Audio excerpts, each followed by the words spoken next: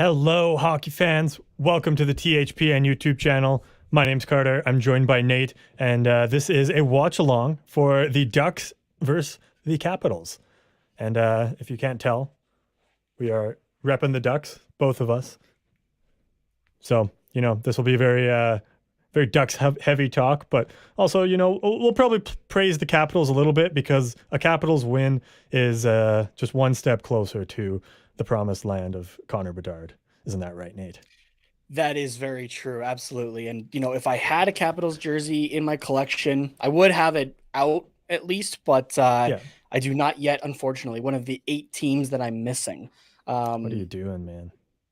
I'm trying, man. So more what it is like I want the throwback jersey that they did, and not being able to find one of those and money are the 2 problems that I'm running into right now. So those are 2 pretty important problems because, if you can't find one, you can't buy it. And even if you did find one, if you don't have money, you still can't buy it. So yeah, exactly. Yeah. And I'm running into that issue right now with not only, finishing that 32 collection, but Adidas unveiling, that they're doing another run of 6 team classic jerseys, which includes the Anaheim Mighty Ducks, which is, and it's a recreation of that wonderful eggplant and jade jersey that's right here, right where my hand is. If you're watching there. The one for me though that I really want is the Atlanta Flames, because that one is just so hard to find in general. So yeah, but yeah, there's a few there that I'm like, oh, come on, I need some money here, please. Come on. Yeah. We got the chat. We got some people hopping in right now. We've got Sean. Everybody? We got Sean. What's up, Sean? We also have why me with a what's up. That's a lot of W's. that was tough, but I made it through. And also a hey, hello. And Sean also says this is definitely one I could see the Ducks pulling an upset, but I will go for the Caps 3-2. So close game prediction by Sean there. Well, I mean, you are talking about you were just talking about W's in the comments, but the Anaheim Ducks are also putting up W's lately currently on a 3-game winning streak right now. Which I think is surprising one this season. A lot of people. Yeah, I think it's the second one. The first one would have been just before the All-Star break. Yeah. Arizona, Colorado, Arizona again. Which, I mean, yeah, Colorado's impressive, but 2 of them are against Arizona, so it's a little less impressive. And that was a depleted. That was a depleted Colorado Avalanche, but still, that's true. The team that Colorado had should have beat the Anaheim Ducks that night. Let's be honest here. So, but I mean, even the team that the Caps iced last Thursday against the Anaheim Ducks is a team that should have beat the Anaheim Ducks, but. The Capitals ran into a guy by the name of John Gibson, who has just been on fire over the last few games, and he's going to have the start tonight. And I haven't seen it confirmed, but I'm assuming, it's going to be Darcy Kemper in net for the Capitals, who... Yeah, it hasn't been confirmed, I don't think. At least not according to Yahoo Fantasy, because I went to just check to see if Kemper was starting or if it was Lindgren, and... It doesn't say. Literally nobody knows, and puck drop is minutes away. Oh, good times, which is fantastic as well for sports betting. Which, by the way, promo code THPN gets you some exclusive deals with our partner in DraftKings. So head over there if you haven't yet. But I was going through Darcy Kemper's numbers earlier today.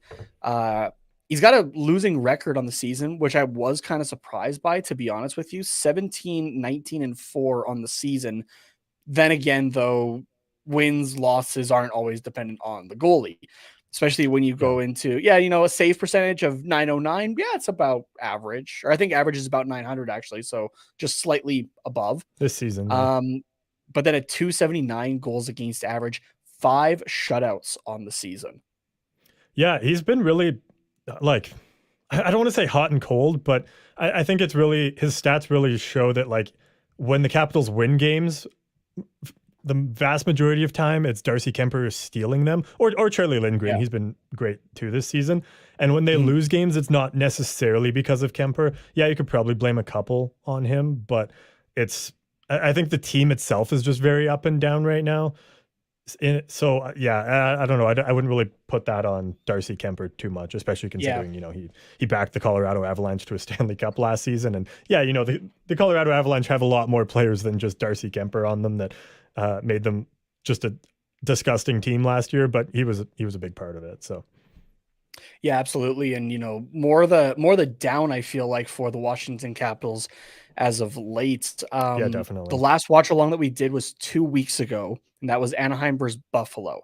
At the time, Buffalo was 5 points back of the last wild card spot, which was the Washington Capitals. Now that Mhm. Washington Capitals team is seventh in the wild card race, only 5 points back behind Pittsburgh, but it's gotten really tight there over the last Mhm. 2 weeks since we last did a watch along. So it's going to be interesting to see. And Washington, based off of a lot of their trades today, which we can go into that really quickly here because they have had they've had a lot of roster changes in the last couple of days here, but Yeah.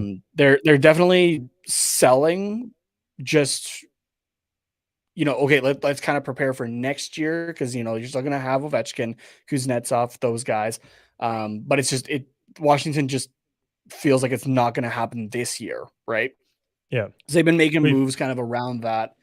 mhm. Um, We so do have Why start Me off. asking in the chat Oh as yeah, go well. for it. Sorry, just before we get, he's asking when, or she, they're asking when does the game start? It should be right away here. The puck drop should be coming up, but we are at least on the Ducks stream. We've got what is it, Kent and Gee? Yeah, Kent and Yeah. Gee at the panel. So still a few minutes away, but it shouldn't be too long. I don't know. Are they probably waiting for the other game to end, like whatever other national I don't think this broadcast? is a I don't think this is a national broadcast tonight though, so not sure Okay. what Yeah, I don't exactly know. we're waiting on here personally, um but yeah, so really quickly here, so in the last since Anaheim played them last, so on the 23rd there last Thursday, um yeah, Washington, made a move that got rid of Dmitry Orlov, who went then to the Boston Bruins. Um, Three-way deal with Minnesota in there as well as Garnett Hathaway. They lost, but they acquired Craig Smith, a 2023 first round pick from the Boston Bruins, which they then traded later. We'll get to that. A 24 third round pick from Boston and a 25 second round pick from Boston. And from Minnesota, Andre Svetlakov. Svetlakov. Yeah. Okay. Um, and then they made another move with the Minnesota Wild just yesterday. Uh, they acquired a 24 third round pick for Marcus Johansson. And then they also acquired Rasmus Sanderson, defenseman from the Toronto Maple Leafs, in exchange for Eric Gustafson and that Boston 23 first round pick that we were talking about earlier. And Mhm. then today, even they're still making moves, picking up a 2025 second round pick from the Colorado Avalanche in exchange for Lars Eller. So Yeah, just so they're adding, kind of they're selling more than they're buying, I guess, but it's yeah, but they're still going to be competitive, I think. So yeah, yeah. exactly. And a team that you're everyone's pegging them as a seller, including us. And I mean, Mhm. it definitely makes sense. But in terms of the Anaheim Ducks, they have not made a whole lot of moves. They've made one depth trade, which I think or Annie and I guess would have talked about it on Mhm. Sunday. Then there was a trade just recently with San Jose that was it was just signing rights for a pick, Yeah. and they acquired Scott Harrington just as the puck is dropping here at Honda Center. But yeah, Scott Harrington acquiring him off waivers from the New Jersey Devils, who was part of the Timo Meyer trade. Mhm. But Yeah, so not that's not a really whole lot, but all the Ducks have done. So I'm like yeah, definitely it's if you're watching for a big seller at the deadline for potentially big returns, yeah, definitely keep an eye out for the Anaheim Ducks, who have both John Klingberg and Dmitry Kulikov scratched tonight for trade related reasons.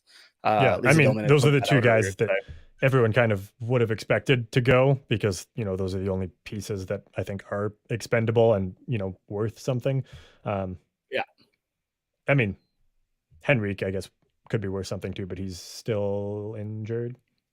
Yeah, and that's So, been a little bit of a question mark for teams, to say the least. So Yeah, and I don't even know if they would really want to trade Henrique either, because I think he's still important to the team. But it's more like, if the right deal comes along, kind of thing. So yeah, he's important to the team, important to that locker room as well, um, and yeah, he still has a year on his deal as well, right? So yeah, with that extra deal, teams are going to be paying an extra premium, right? Especially if they want any yeah, salary retention there. So hmm yeah.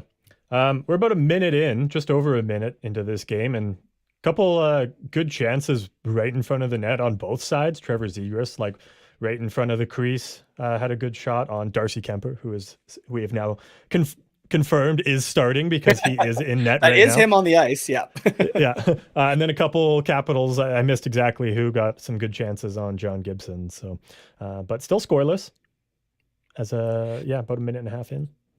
More the amazing fact for me is that we got a shot within like the first 5 minutes of a game. That never happens. Yeah. Yeah. The first 5 minutes, not to mention the first minute. Yeah, exactly. Oh boy. We got some other people joining into the chat here. We got Mr. Ninja with a what's up. Hello, Mr. What's Ninja. up, Mr. Ninja? We got RJ, who's given us some score breaks, which I guess we've got an icing call now. So good time to bring those up. The Rangers and Flyers, 3-2 in favor of the Rangers in overtime. Actually, there's another update here later on, so I'll come back to that game. Coyotes and Stars, second period, tied up at 2s. End of the first period, Devils over the Avalanche, 3-1. And early on in the third period, Oilers 5, Leafs 2. I don't normally say this, but let's go Leafs. What do you mean, Mr. I watch every Steve Dangle podcast in existence. Don't normally say let's go Leafs. Well, I'm not cheering for the Leafs though. Like I listen to the Leafs like content aspect of it, right? But they're a lot more like, around the NHL and stuff like that. So they're just Toronto based, right? It's the same as us, right? We talk quite a bit about Anaheim, but we do get into the rest of the league as well. So that's fair. Looks like we got a penalty going the Blackhawk. Nope, the other team, the Capitals way. Dylan Strome. Yes, Dylan. Yeah, the other Strome. Yeah, I had to think about that for a second because I was like, wait, which one do we have again? Yeah. Oh, yes, Ryan. So, Dylan Strome with I don't know what they called it, holding, interference, tripping. You could kind of call it whatever you want. It's 2 minutes anyways. So Ducks on the power play early on here. We're waiting for the ref to drop the puck as well. We got Sophie, loves hockey, saying hi. What's going on, Sophie? Yeah, the Ducks power play not doing too hot this year. It's at least better than their historical worst. What was that last year, 2 years ago? They're still sitting 31st in the league heading into tonight at 15.8%. Not doing too hot, and it's going to be hard against Washington, who still has the 9th best penalty kill in the league at 82.1. Yeah, no, although they did just lose quite a few defensemen, so we'll see what happens here. But I'm not holding my breath for like 3 or 4 Ducks power play goals tonight or anything like that. So yeah, that's true. We got Bacon Man, such a good chance there. That was Bacon Man subscriber and sponsor. I can't remember the word. Super subscriber, like super we'll fan. call it. Yeah, super fan of the THPN YouTube channel with a what's up, and Caps are gonna win as well here. And what's the score prediction though, Bacon Man? Yeah, what's the score prediction? Come on. It's still early enough that you can still have a score prediction. We'll allow it.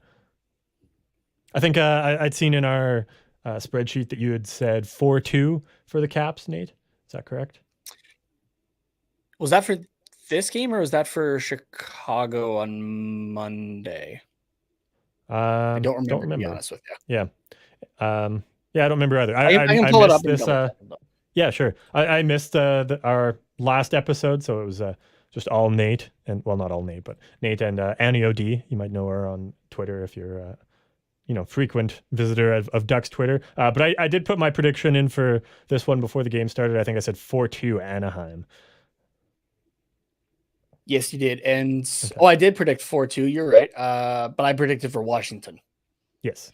So just thought that Washington might come back. But then again, I made that prediction before like 3 of the 4 trades that we just talked about that Washington did. So you never know.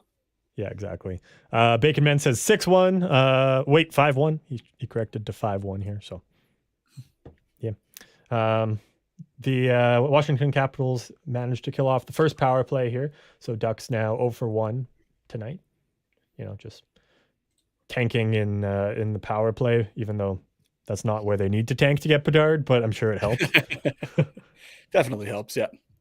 If you don't score, you don't win games. If you don't win games, you go lower in the standings, which gives you a better chance. Yeah, exactly. RJ saying 4-1 Devils over the Avs now in the second period. Dang. New Jersey's just a wagon right now. Oh, yeah. Sophie Loves Hockey saying the Penguins made some bad moves. Yeah, they're making questionable moves for sure. I don't know if there's something bigger in the works that you can we'll be able to see. Okay, this was their plan all along, just kind of making space. But yeah, right now there's some questionable moves, I think. But yeah, I know there were rumors going around that they were close to acquiring Brock Besser from the Vancouver Canucks, but the only source I could find that from is questionable at best in David Pagnita. Oh yeah, didn't they acquire Brock McGinn today? Was that who it was, or did he go somewhere else? Me double check that. I know Brock McGinn went somewhere. I just don't remember where. Let's take a look here. We've got Carson also saying, I'm assuming in agreement with Sophie here, saying, I'm so pissed, with a bunch of crying emojis as well. Yeah, so today the Penguins acquired Peter Deliberator. Oh my God. AHL junior guy right now, and a 24 third round pick from the Vegas Golden Knights in exchange for Teddy Bluger. Okay. And then okay, that's one I missed. Penguins acquiring Michael Granlund from the Nashville Predators for a second round pick in 2023 here. Oh, right. Yeah. Yeah, that's right. I forgot he went there. I don't hate that trade, to be honest with you. Like, I guess without looking at like what the roster needs are of the Penguins, but like that does feel fair. Yeah. I got an People idea are of kind what of Granlund's upset been though doing this year. because of Jay Fresh's cards, and like basically everything is red except for like a couple stats where he excels in, and really he's more of just he can pass but can't do much else. So yeah, the Ducks got the first shot of this game here, but now just about 6.5 minutes in, shot 6-1 in favor of the Capitals. So, Ducks came out flying and then decided to just take a seat in the pond and, peck at goose poop or something.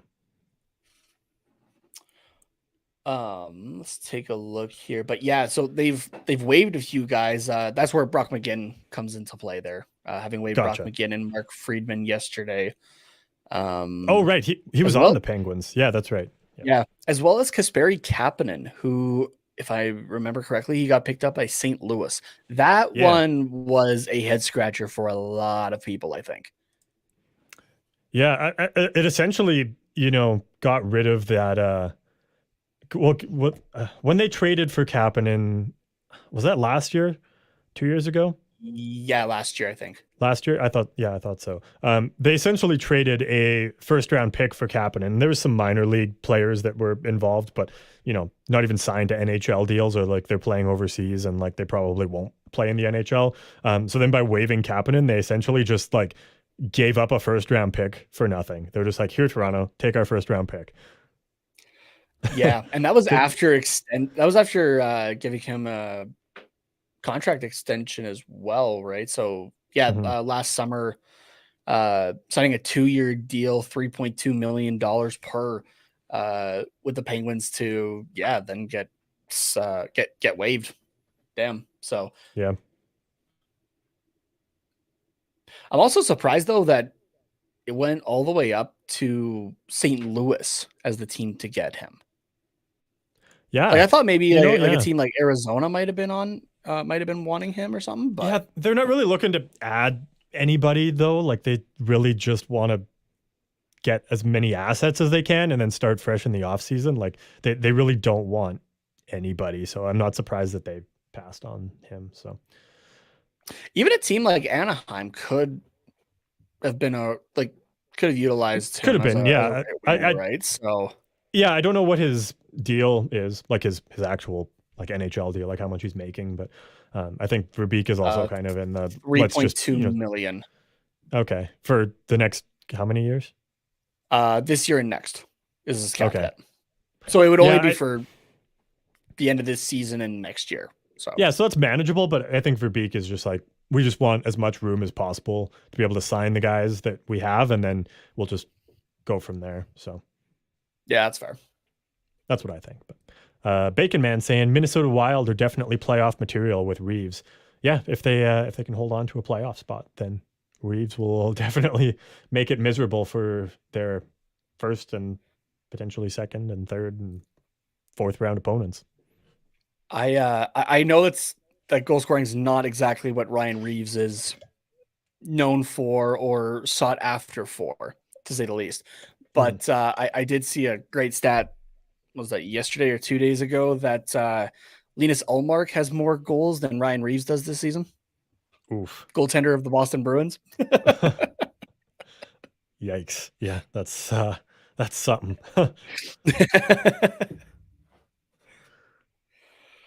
What are you drinking tonight, bud? Just water. Just water? Yeah, nothing too exciting. There you go. That's all right. Yeah. How about you? You got anything? I got a nice spiced rum and Coke in my personalized Quack Report Yeti mug. Oh yeah. Unfortunately, this one isn't for sale, but if you want stuff that's like this with our branding and whatnot, you can go check out our merch store at tqrshop.myspreadshop.com.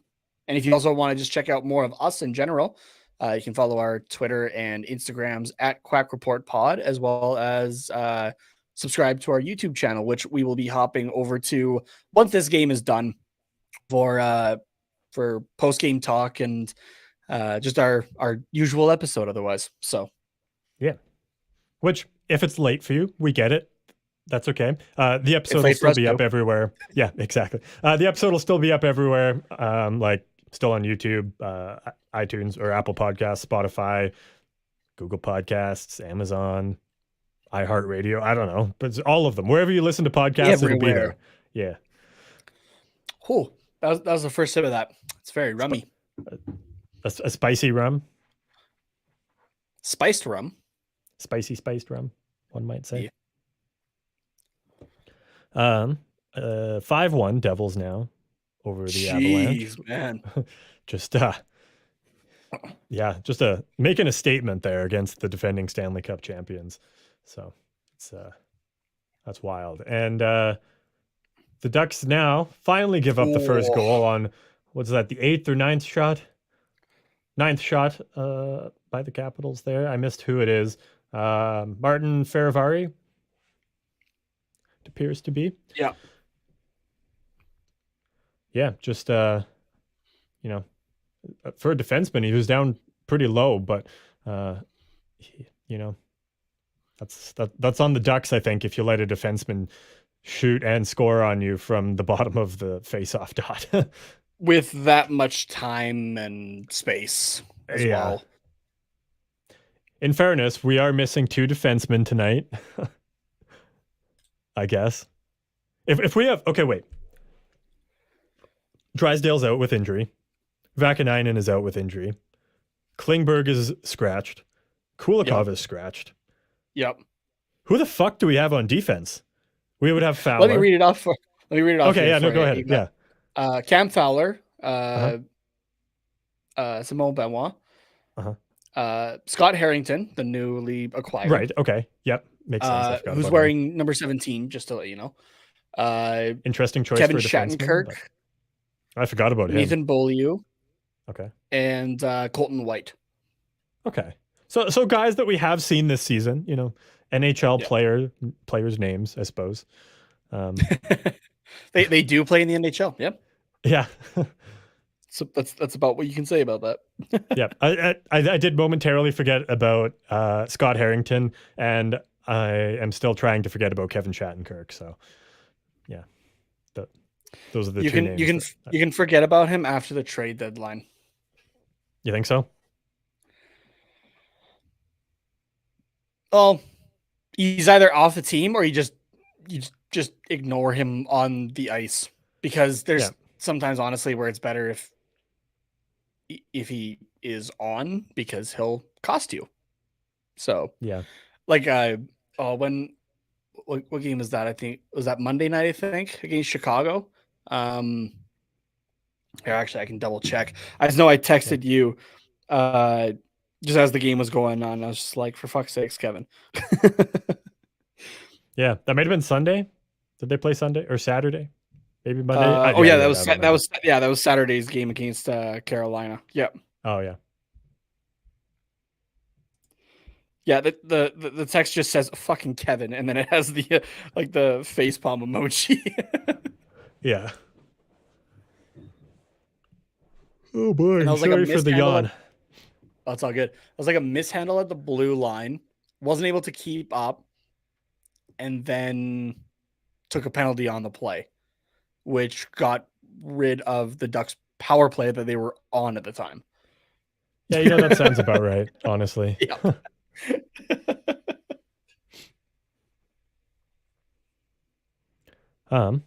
Here we've got I'm just gonna start some comments for the upcoming commercial break. We should have one relatively soon,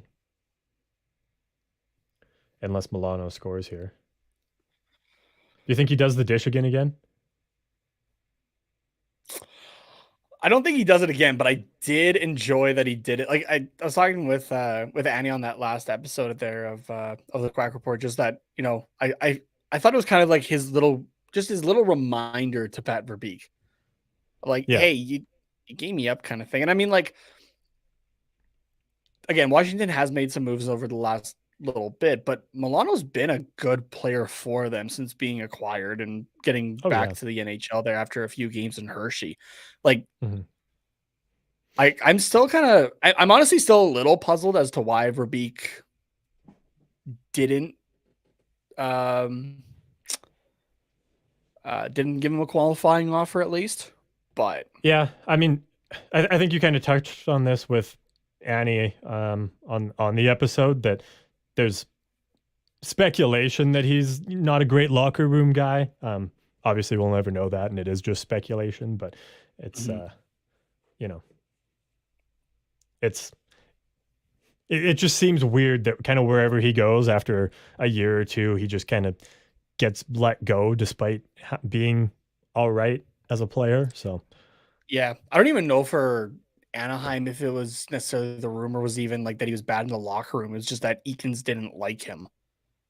I think it's more what the rumor was. And that's the same kind of rumor as well going around with Max Comtois right now. Which, like, yeah, I get it. This, like, the Sonny Milano thing was like it was before the season started, obviously. But if you got a coach that you, barring some miracle that would have happened this season, which it hasn't, you got a coach that you're only keeping around for one more year, making roster decisions based on that seems kind of odd to me as well. Yeah, that's true. But I don't know. I don't know. That's just me. That's just me personally. Like, yeah, you'd still have to do 82 games and practices and all that with, those players and that coach together kind of thing. But yeah, I don't know. We got Danelle in the chat with what up, Nate and Carter. Good to see you again, Danelle. And Andrew saying, hey, guys. How's it going, Andrew? And we've got RJ saying, Devils 5, Avalanche 4. So maybe spoke a little too soon when I said Devils making a statement against the defending Stanley Cup champions, because now the Avs are saying, hey, you remember how we won the Stanley Cup this year? Yeah, we can do it again. We only need to play for like 5 minutes a night, apparently. Jesus. One of the comments I had saved here, another one from RJ, with some news today that the Red Wings signed their captain Dylan Larkin to an 8-year contract extension worth $69.6 million. I think that goes to 8.7 annual average, if I have sounds that about math right. correctly, which that's a pretty damn good deal for Dylan Larkin and for, the captain of the Red Wings currently, who, is a literal like hometown kid and whatnot. Mm-hmm. And yeah, that's a honestly, just fantastic work by Steve Yzerman there. There's a few GMs that like you just see whatever they do and you're just like, yeah, I'm not surprised kind of thing, right? Like Joe Sakic was one of them. Steve Yzerman is another one right now. Hopefully Pat Verbeek for the next few years. Yeah, just all W's. Yeah. Andrew says, I'm good. Just catching up on some other YouTubers. Nice. Good stuff. Good stuff. Danelle will save your big comment here for some intermission discussion, I think. But we'll see what's going on here. I will say the East looks stacked. The West looks weak. Do you guys agree? It's hard to disagree when the top 6 teams are all from the East. So, and the East has been seeming to do a lot more of the get ready for a long playoff push type deals. It's definitely an arms race in the East. Yeah, whereas the West is like it's figuring itself out very quickly just based on trades alone, I feel like. Yeah, for sure. So, like, really, the only it's kind of like everyone's going like move for move. Like someone makes a move, and then like there's a couple other moves in the West, and then someone else makes a bigger move, and the Ducks have scored, and somehow Troy Terry. It seemed like kind of a broken play. It just came out of nowhere, but that's let's always go. Exciting. Yeah. We'll do the 94 Selly as well. Nice.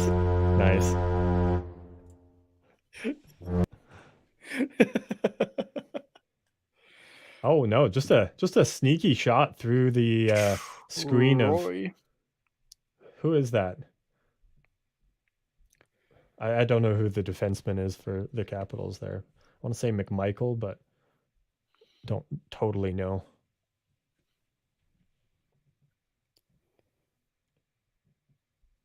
Oh, McIlrath, however you say it. That's who that was.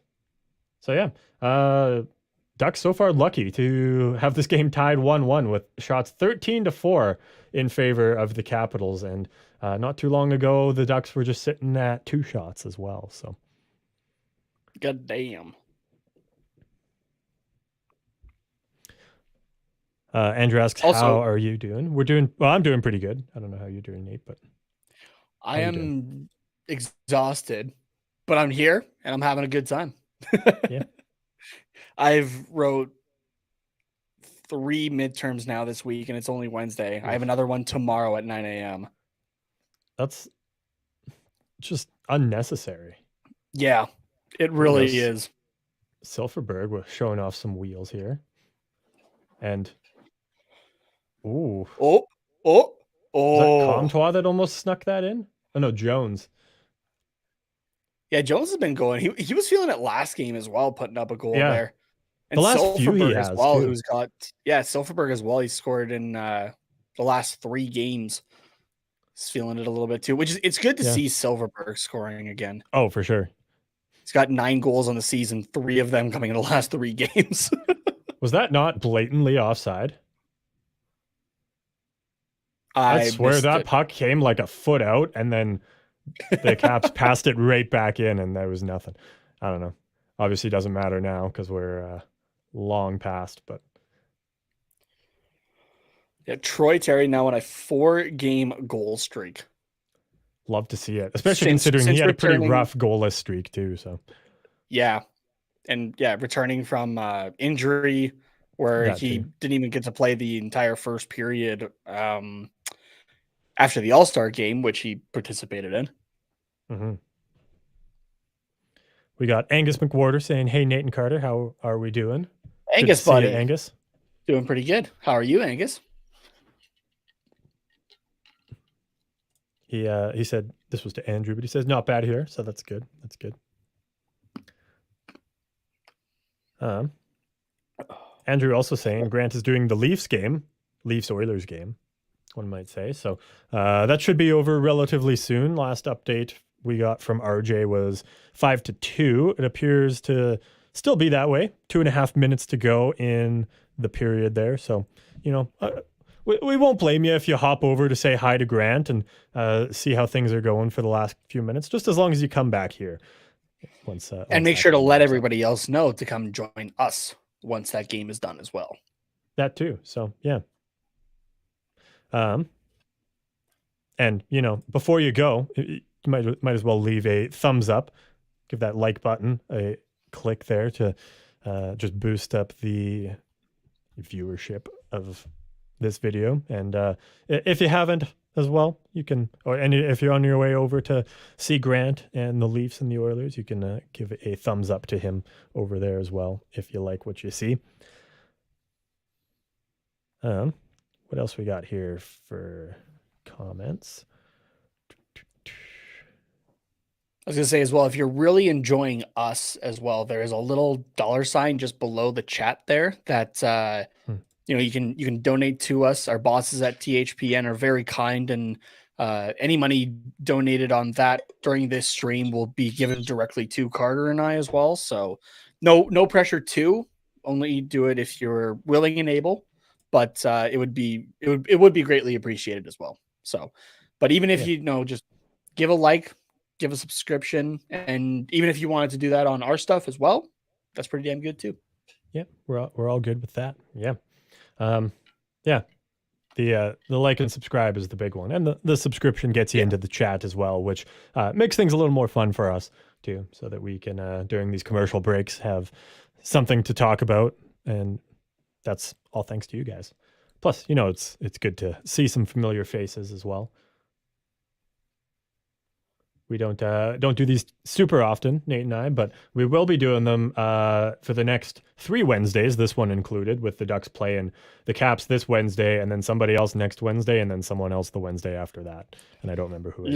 Let me tell you. We got against the Canucks next week, and then we got against the New York Islanders the week after that. Gotcha. Okay. And then we got a 2-week break before you'll see Carter and I for... Well, I shouldn't say one last time watching the Ducks at least against the Edmonton Oilers in that first week of April there. So, oh, right. Yeah. You'll see us at least 3 more times on the channel this season. So be sure to come out and have some fun. Yeah. And we always like doing the playoff games as well. Obviously, I don't think we'll be doing Ducks playoff games, but we'll do some. We'll do them here and there. Last year we did the Battle of Alberta as well. So if the Flames can pick up their socks a little bit, and then maybe we'll get to do another one of those, but we'll see. It's not happening. They are so actually they are the yeah, I know. They are the one team that I think it's like in the last week or something like that that hasn't made a trade. Like the only team? The only team in the league. Yep. That's fun. And as somebody who also watches the Flames, it's ridiculously same old, same old. I know we still have 2 days until the trade deadline. Yeah. But everybody basically it's looking like you're going to trade for John Klingberg because everyone else has already made their deals. No, actually, a buddy of mine had even retweeted Lisa Tillman about that when she had tweeted out about Kulikov and Klingberg being scratched for this game due to trade-related reasons. And Tillman even said, like, not that, like, that's nowhere close to anything like I've heard, basically. Yeah. So, yeah, knowing... Like the Flames are in an interesting position as well, where it's like they're close enough, but teams around them, like the Nashville Predators, who are only 3 points back from the Flames, are selling, right? They just Yeah. traded Matthias Ekholm to the Edmonton Oilers. But then you have Calgary, who's 5 points back currently of the Winnipeg Jets for that last wildcard spot. And they just haven't done anything yet. And they're just constantly in the middle. 13 overtime losses for that team this season, the Calgary Flames. Yeah. Most recent one coming last night against good. the Boston Bruins. Which, I mean, if you can get a point out of the Bruins, I think you're doing pretty good. if I'm being totally fair. They might have gotten a point out of the Bruins, but everything else, like that was an off game for everybody on the Boston roster except for Linus Ullmark, who he doesn't have off games. No, he doesn't, and he especially didn't in this game. Didn't he have like 50 saves by the end of regulation? 54, or the total, sorry, was 54 saves on 57 shots from the Calgary Flames, putting up at 947. Calgary's issue has been goaltending. If they can, like, they don't even have to go look for a goaltender because the two guys that they have are really good goaltenders. They just need to actually play like it. Mm-hmm. But you also, you don't want to risk moving on a guy like Vladar too early. And Jacob Markstrom is signed on a no move clause as well for the next 3 years, I think. Oh, right. Yeah. So, and I know I've seen there's a really good goalie in the Flames prospect pool right now, Dustin Wolf, playing with the AHL Wranglers. And I know a lot of Flames fans have been wanting him called up, but I'm not on that train. It's, if Wolf comes up and the team doesn't really do well, right? Like it's a different situation to bring it back to the Ducks here than of like bringing up Dostal, right? Where it's like Dostal understands the situation as a whole as well, but if Wolf gets brought up for Calgary and they continue to do crap around him, how does that affect his confidence? So, yeah, that's fair. So, we're just under a minute to go here in the first period, and then we'll get to some of these comments that we have starred. That will be a little bit more of an in-depth, off-topic discussion, but still good talk nonetheless. So don't go anywhere. We haven't totally focused on the game a whole lot recently because we've been stuck at 13-9 for the shots for a while, so it's been just a lot of keep away and skating around, a lot of puck battles. So nothing too exciting, but we'll see if anything happens in the last 30 seconds here that is of note. Donnell, I see your comment there. We didn't answer. We're going to in the intermission. We have them saved for that because those are ones that we want to dive into a little bit more here just during the intermission. Yeah. The problem, Donnell, is you ask such good questions that we can't just like bring them up and answer them quick.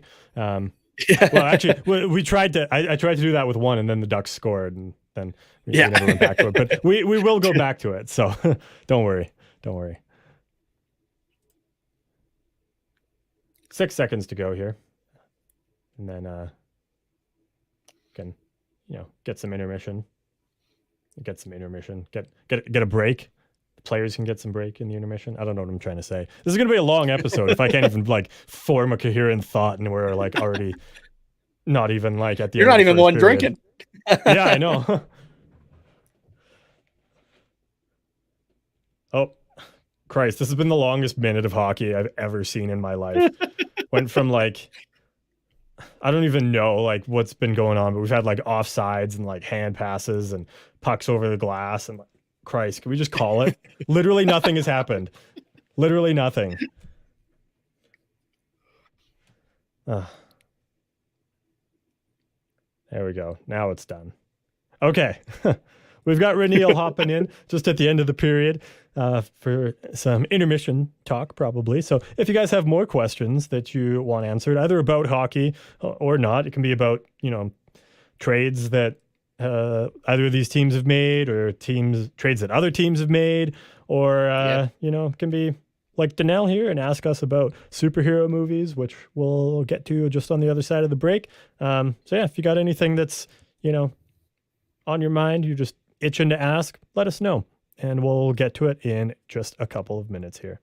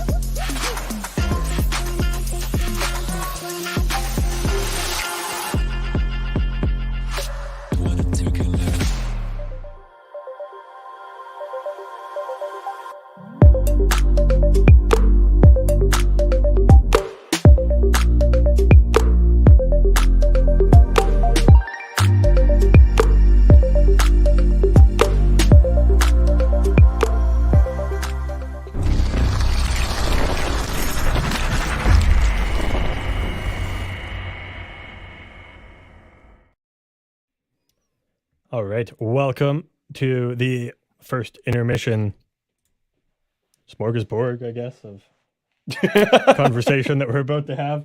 The first intermission buffet. Yeah. Let's start with Danelle's stomach. Yeah. Let's get to Danelle's first question here. He says he saw the Ant-Man movie on Saturday, the 18th, last month. Last day of his vacation before heading to work. Says the movie was all right. I guess a lot going on. Yeah, I'll agree with that. There was definitely a lot going on. Definitely not the best Marvel movie I've seen, but it's pretty good, I thought. Yeah, it wasn't the best. Definitely not the worst by any means, though. No. We were kind of talking about it on our own show. It's definitely it's an all right standalone movie. In the context of the MCU as a whole, though, I think it's good. It's really good in that sense. Yeah. So, yeah, for sure. It's not it's not purely just a setup movie, I guess. Not purely. It mostly functions as a setup movie, but yeah. Yeah. So yeah, no, I enjoyed it though, personally. Like as I was watching it, I was having a good time at least. Like there wasn't any moment where I was like, oh, okay, like what time is it?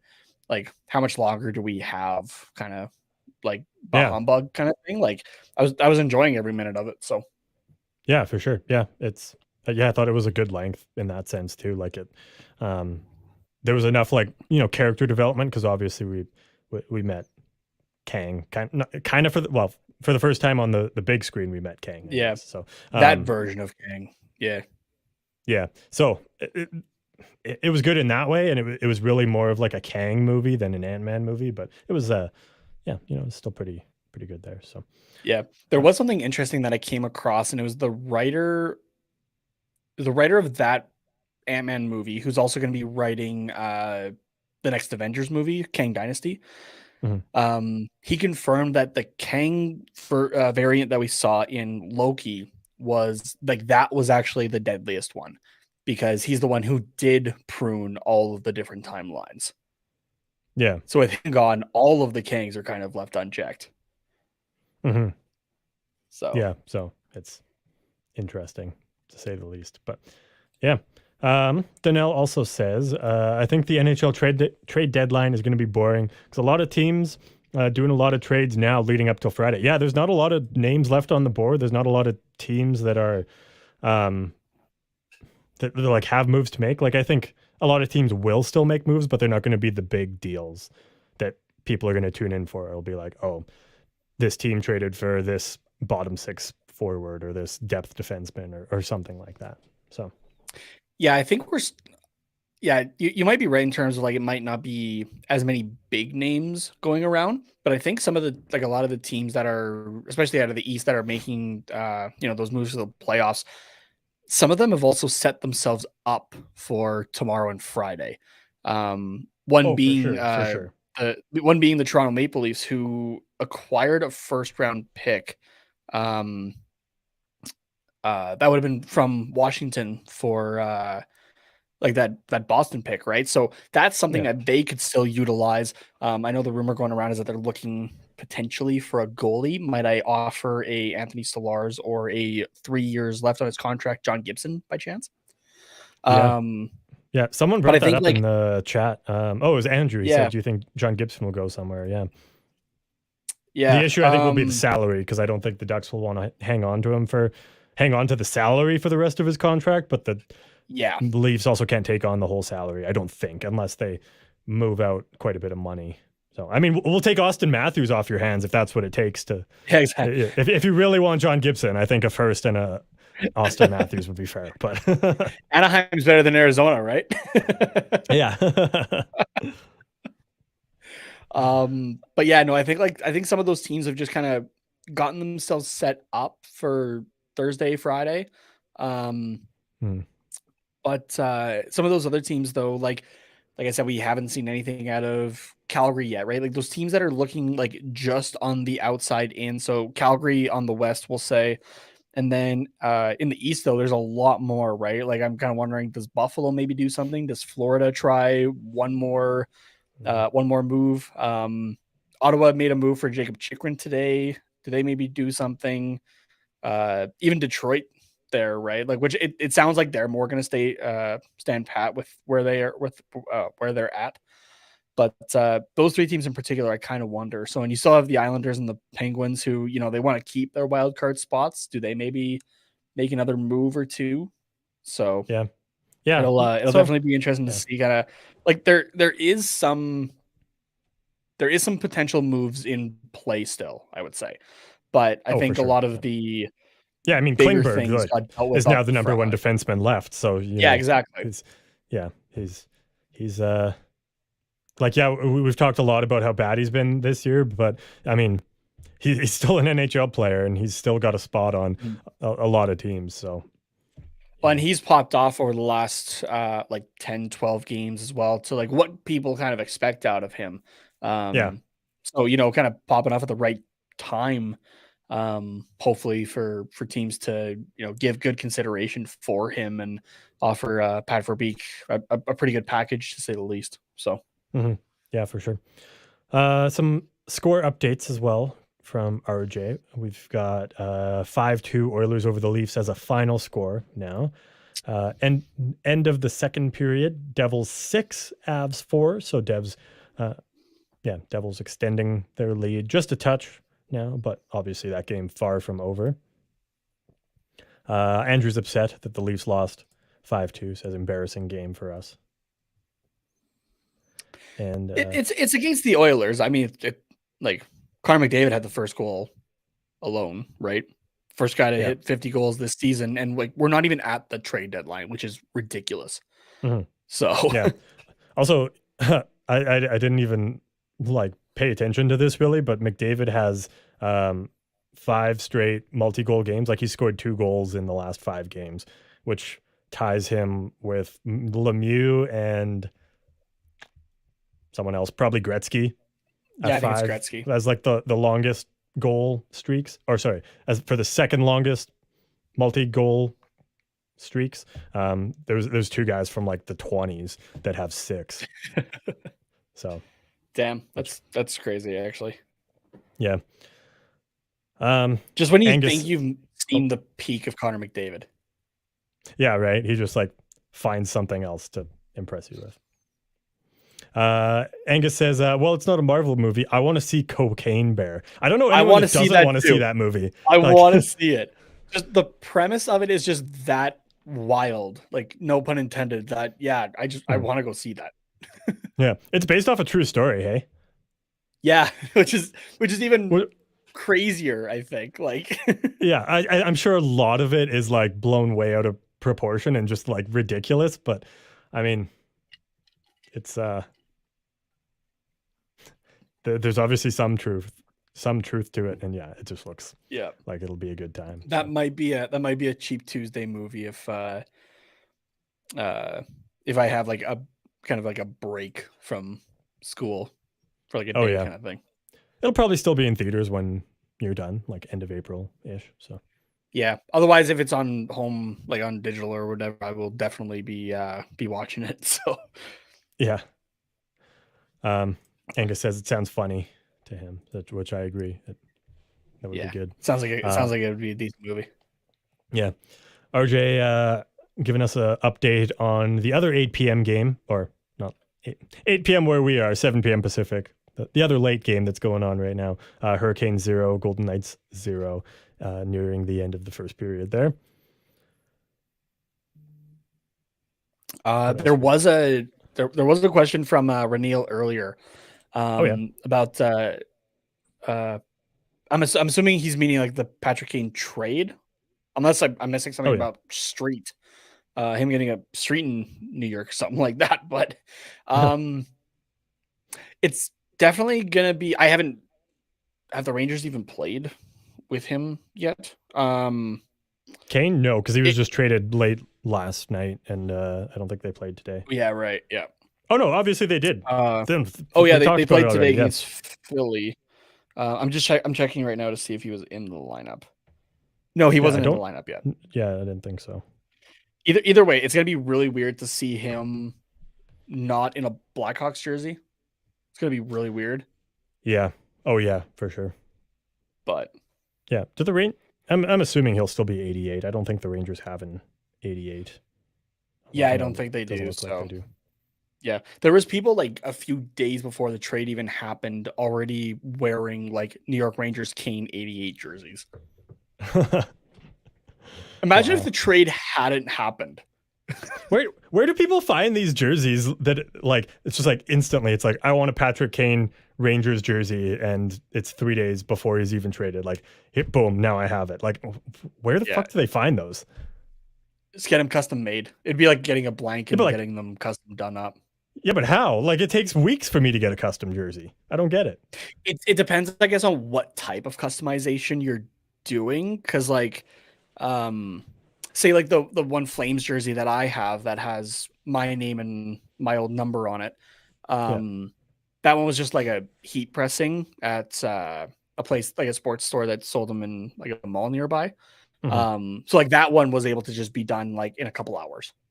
So like they just have the letters for it, like and then they just arrange it, get it done. So okay, yeah. Because I was like, but I guess like who even has like Kane 88 like kits that you can get like ready to go this soon before he's even traded. So because otherwise makes sense. I guess we would otherwise go for like hand stitching and that, which that definitely takes time and you have to put an order in and everything like that. So but so that's my guess at least. So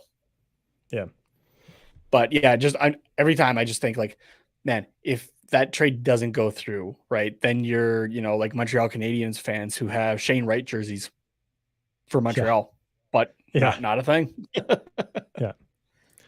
Angus says, I wish the Blues could dump Jordan Binnington, but any team would be crazy to be a taker. Yeah, no kidding. Absolutely. Absolutely. Every time I see St. Louis highlights at this point, I see Binnington and I just go, fuck you, Binnington. Andrew says, Carter, don't make me angry. Sorry, I won't rub the Connor McDavid into your wound at all. We got Justin saying, what's up, boys? Hello, Justin. Justin, what's going on, man? We've got Lauren as well with a quack. Hello, Lauren. Welcome. What's going on, Lauren? What else we got here? Danielle says, I'll tell you guys that when I went to see the Ant-Man movie, I wore my Islanders Reverse Retro 2.0 jersey with the matching beanie knit. Nice. That's a good look. Good old, look. The good old fisherman. I like it. Also answers our question here. Kane will debut for the Rangers tomorrow night against the Senators. Oh, there you go. And in New York. There you go. That makes sense. Oh, so, because sure. The Rangers were in Philadelphia tonight. So, yeah. Angus says, I Googled Patrick Kane Street. No such thing. Not yet, anyways. Yeah. Once the Rangers win a cup this year, maybe. Yeah.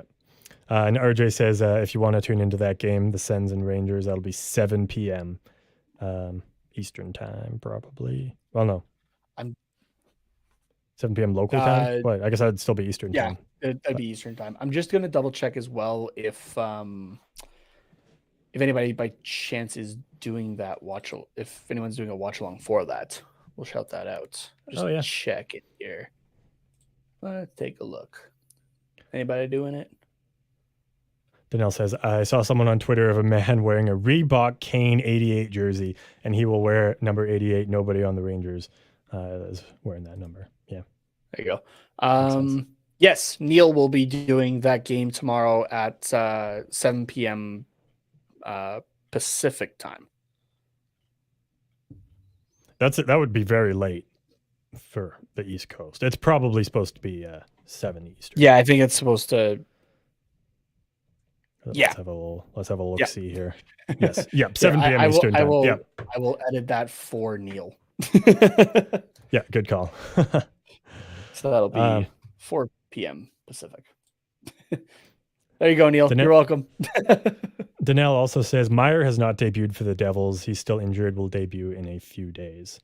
So just a reminder to everybody that the Devils are up 6-4 on the Avalanche. Without Timo Meyer. Without him in the lineup, yeah. Which is nuts. No extension for him yet either. But New Jersey did already say, like, in the trade press release that they were okay with that for now and we'll deal with it later. So yeah, I think they're more going for like right now they want Meyer to cup. Yeah, Man, make a push and compete in the Eastern Conference. It's all in the East, honestly. That would be the teams that it's a 50-50 chance. An East team is winning it, I think, this year, though. Yeah. Well, then it's the question of, well, Boston, they're just, running off like crazy the entire season. Does Toronto finally do it? They look like they're prepped and ready to go for it this year more than any other year, I think, personally. Tampa's been there the last 3 years, so you can't count them out until they are literally not in it. Carolina's stocked up as well. New Jersey's been a wagon. The Rangers look like they should be there. Yeah. Right. With who the thing acquired and building off of last year. The thing is, I think the Eastern Conference teams are just going to beat the piss out of each other. And then whoever makes it out of the West is just going to walk through a beat up and tired and broken Eastern Conference team. But I could kind of see that happening too. So out of the West, you got a beat up Vegas team that's just holding on to first in the Pacific right now. The Kings dropped down to the wild card spot even last week. Yeah, but what are they 4 points out of first in the division? They're tied now for first in the division. At 76 points. Yeah, so it's they're. But you lose 2 games in a row, and then you're back down in the wild card. You win 2 games in a row, and you're first in the division. It's just so back and forth. But they're also only 5 points away from being out of the wild card spot. That's how low the Pacific is overall, kind of thing. Edmonton has stocked up on their defense, so that'll help them. So as long as basically Edmonton doesn't fuck up, they should be able to get out of the Which first is round. asking a lot, to be fair. Just to be clear, like that's a lot to ask. Winnipeg's been on a slide, and they're now in the second wild card spot, 4-5-1 in their last 10. Seattle's also 4-5-1 in their last 10, and have dropped down to that first wild card spot. Like, Colorado's on the up, and I feel like Minnesota's like kind of just holding on, really. Even though they're in like second in the Central. And then you got Dallas, who's just, status quo, doing what they do. Mm-hmm. So, like, really out of the West, I'm looking at Dallas, Colorado, Edmonton are kind of like the three teams I think could do it. But yeah, and they're going to face a tired Eastern Conference team, is my point. So,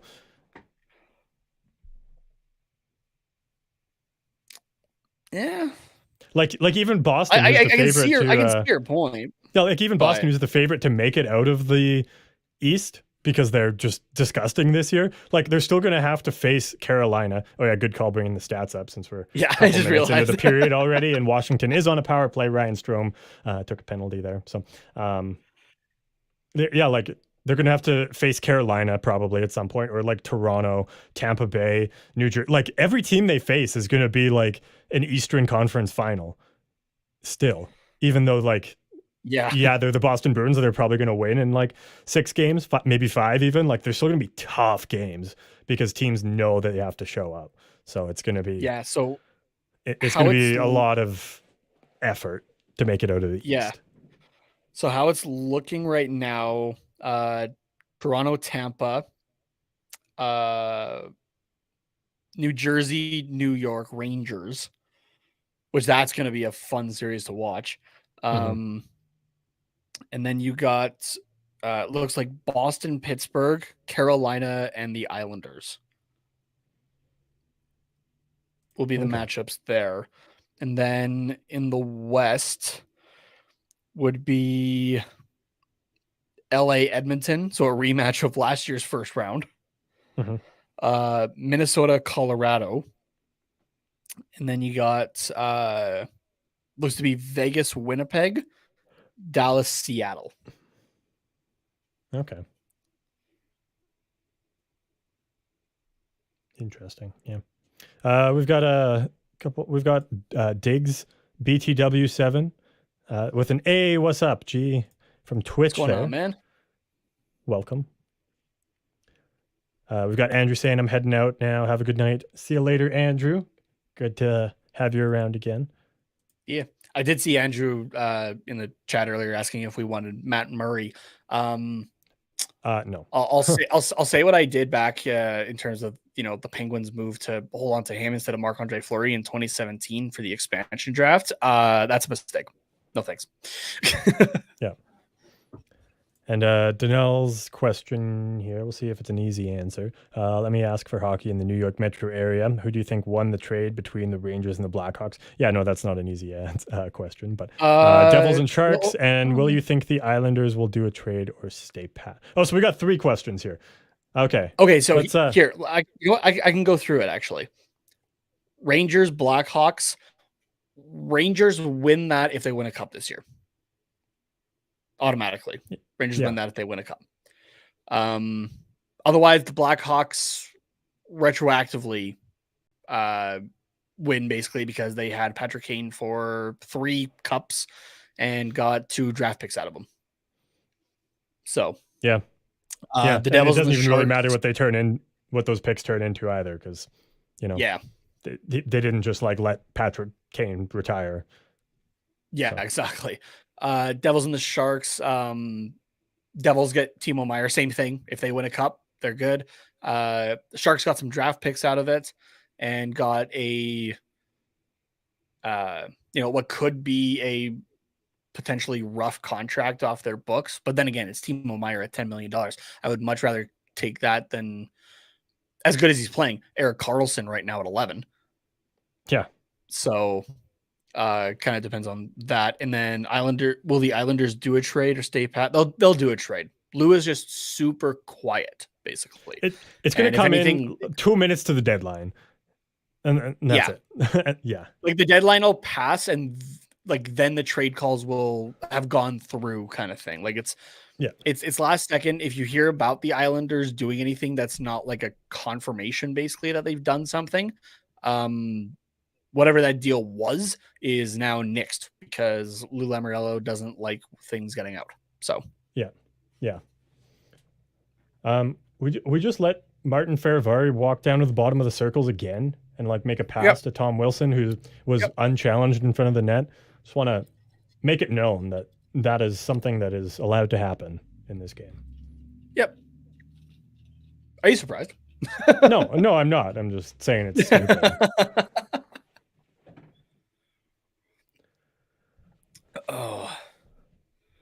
We've got a final score here. 20-9 right now for the Caps. Which, like, I'm not surprised by that either, but we finished the period with 9 shots. We haven't got a shot yet, and the Capitals have 7. To be fair, they were on the power play for 2 of those minutes, so that is true. Yeah, there is that. But yeah, final score here: Stars 4, Coyotes 2. There you go, RJ. Angus saying, "Have a good one, Andrew." As well, Devils 6, Avs 5. Early on in the third period, Avs are coming back. Yes, that would be a damn good final. Colorado, New Jersey. Yeah. Yeah, just like the late 90s, early 2000s. Yeah.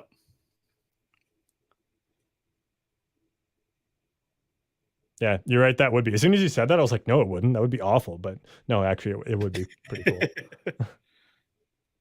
Actually, wait, was that not... When was the last Avs Cup? 2001? Was that not the final that year? That's what I was trying to think, yeah. But I don't know. Double check on you. I don't... Or was it Detroit?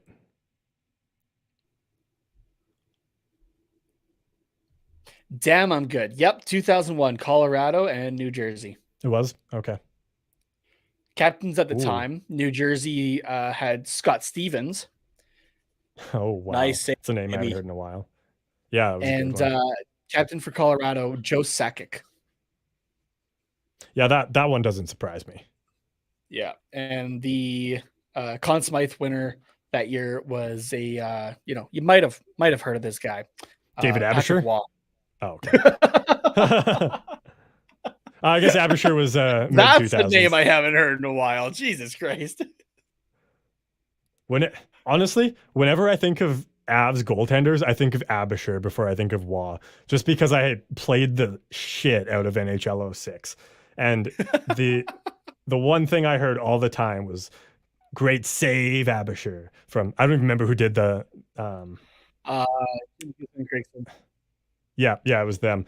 It was like, I swear it was like the only soundbite they had for Abisher. So every time he made a save, so like 30 times a game, everything was a great save. It was good. It was real good. Andrew wants again, to know. I can just pull out of my ass. Yeah, 2001 was Colorado versus New Jersey, and I don't know. We're gonna see how I do on my midterm tomorrow morning. Yeah. Andrew wants to know, how about Jonathan Taves? Will he go somewhere? I like the idea of him going to Winnipeg if he goes anywhere, but with him being out right now and what he's out with, I don't think he goes anywhere. Yeah. If he ends up playing somewhere else, it's an off-season move. Like he gets signed to a 1-year deal in the off-season. Yeah. I don't think any team would trade for him.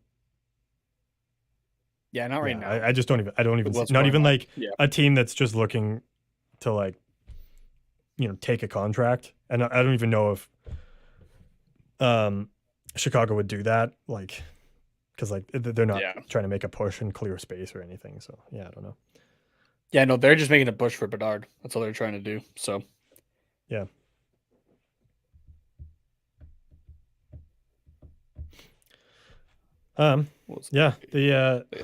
We're about halfway through this period now. I missed how far in, like we're at the 12:27 mark right now. Yeah, okay.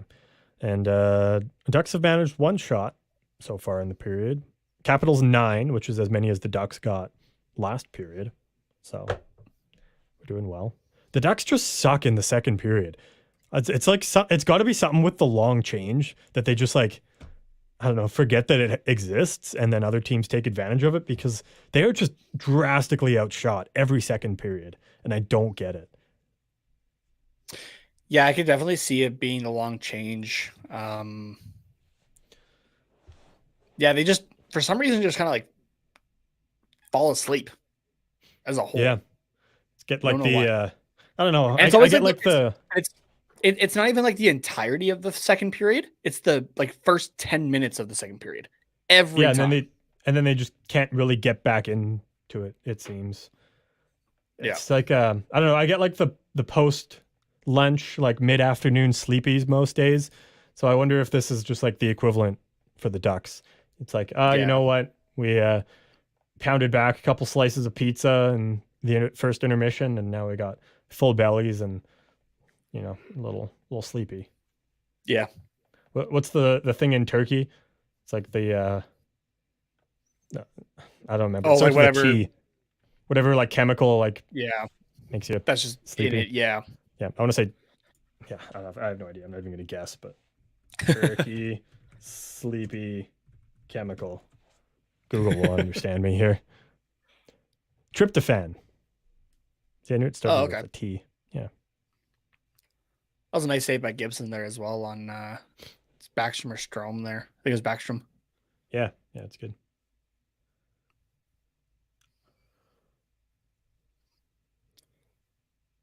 Oh, she got given that right in the hash marks. Yeah.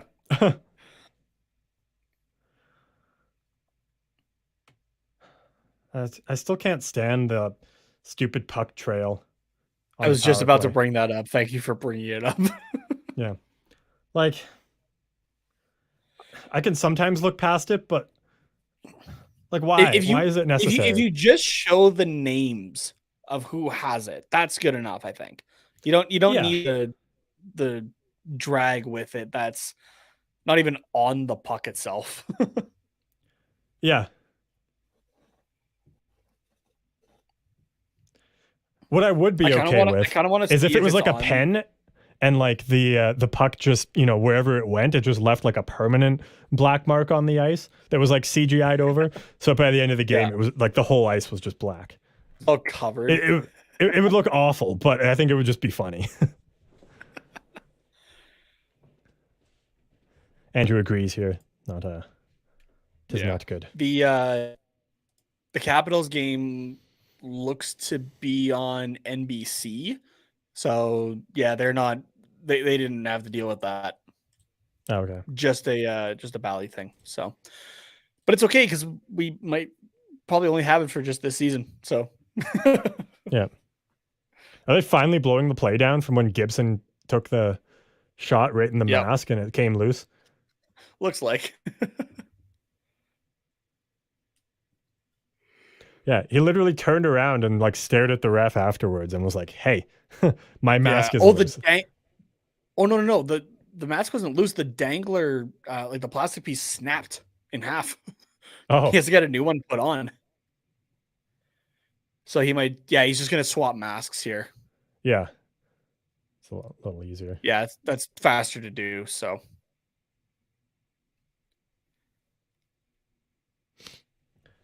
They're talking about Trevor Zegras' unsportsmanlike penalty here, and yeah, he looks like a sad boy.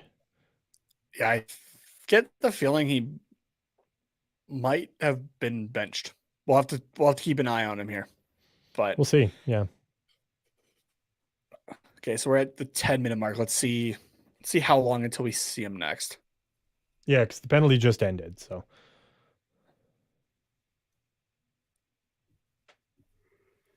But yeah, right now Jones and Strome and Terry out together, which isn't normally a line, but we shall see.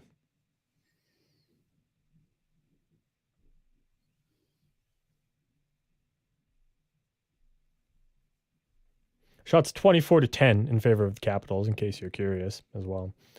It's Ducks still just sitting at that lone shot for the period. Vetrano, McTavish, and Comtois. Oh, I thought Vetrano scored there. Yeah, it looked like it, eh? Yeah. Just, hit the wrong side. Yeah.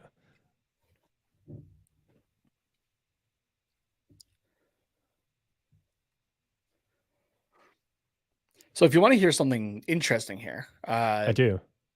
When we did our last watch along 2 weeks ago, there Trevor Zegras was the team's leading goal scorer with 19 goals. Yeah, he is still the team's leading goal scorer with 19 goals. Oh, fun. So where's Terry then? Is he just behind then? Terry is in third spot with 16. Second is actually, take a guess. Who's in and second? How many? Yeah. McTavish? Nope, not quite. Okay. I'm going to say Strome. Nope. Give you one more guess. Fowler? That'd be hilarious. No. Adam Henrique. Oh, yeah. With 19 goals as well. So technically tied for first with Zegras. But yeah, Troy Terry out of the lineup, the guys were not scoring a whole heck of a lot. No, they really weren't. So Zegras was still putting up points though. 31 points heading into, or 31 assists, heading into tonight, and 50 points on the season. Troy Terry in second there for assists with 30 headed into tonight, and second in points with 46. Cam Fowler has been exploding on the assists side of it. You know, it does help when he gets put on the power play as well, right? And just, is on the ice for quite a bit. But he has been playing really well offensively as well. He's got 25 assists on the season there, but he's not third in points. That is Mason McTavish at 35 points. Ooh, love to see it. Yeah. So still second in scoring for rookies. Matty Beniers at 42 points. So at least before he's kind of closed the gap a little bit then. Yeah, that's he's closed the gap, but back. Yeah, I think it got it to 5 or 4 at one point, but it's kind of spread open again a little bit. So yeah. But I'm gonna double check here if Matty Beniers scored any points tonight. I don't think they played. Tonight. They didn't play tonight. I thought they did. Okay. So I'd be impressed if he scored tonight. Yeah. Some out of town scoreboard updates as well. Devils and Avs still at 6-5, about halfway through the third period. And the Golden Knights now up 1-0 on the Hurricanes, about 5 minutes into the second period. Nice. If you're a Golden Knights fan, sure. This game still locked up at 1s apiece with 8 minutes to go now in the second period. Should not be 1-1 at all, but it is. Definitely should not be. So, but the Ducks have been doing pretty decent at, shutting down some of their good chances. Yeah, Trevor Zegras hasn't moved from that spot at the very end of the bench. It's been a couple minutes. Yep. Mind you, though, I can't disagree with it. Zegras has to stop taking 1, penalties, 2, stupid penalties. Yeah, it's the dumb penalties that are getting him in trouble. And he's getting a lot of them too. Like, I think, what are his totals right now? I think he's like in the 60s in terms of minutes that he's taken. And he doesn't have 10-minute misconducts or fighting majors. Yeah, exactly. It's all just 2 minutes. Like, he's got to not do that. Yeah, and he's not getting the benefit of the doubt from refs now either. Like he's Yeah. like if he is like, kind of toeing the line, the refs will err on calling it a penalty, whereas with a lot of players they won't. It'll have to be pretty egregious before they call a penalty, but Yeah. he's So, oh, Jesus Christ. So headed into tonight, Trevor Zegras was at 66 penalty minutes. With that penalty there, he'll be at 68, which ties him for second on the team with Sam Carrick, who is known for getting fives because he drops the gloves with like guys like Patrick Maroon when he shouldn't. But that's not good. And he's that's only not what 2 you want. minutes, and he's only 2 minutes behind Comtois. Yeah. At 70. Like that's you can't be doing that. Like it's there has been the comparisons, even Annie and I were talking about on Sunday's or Monday's episode, but like, Oh my God. How did that stay out? Jesus, how? That's nuts, man. Wow. I don't know if this team is just that bad or if they're just unlucky. Sometimes I don't know. That one's an unlucky, I think, because Kemper swatted that out of the air with his blocker. Damn. That's nuts. I'm going to need to see a replay on that for sure. Yeah, right. But like the comparison with Corey Perry, it's like, yes, definitely to an extent, right? But Zegras just has to not be taking penalties with getting under guys' skin. Yeah, it needs to walk the line a little better, I think. Yeah. So, yeah. I want to whistle now just so we can see what happened there. Yeah, please.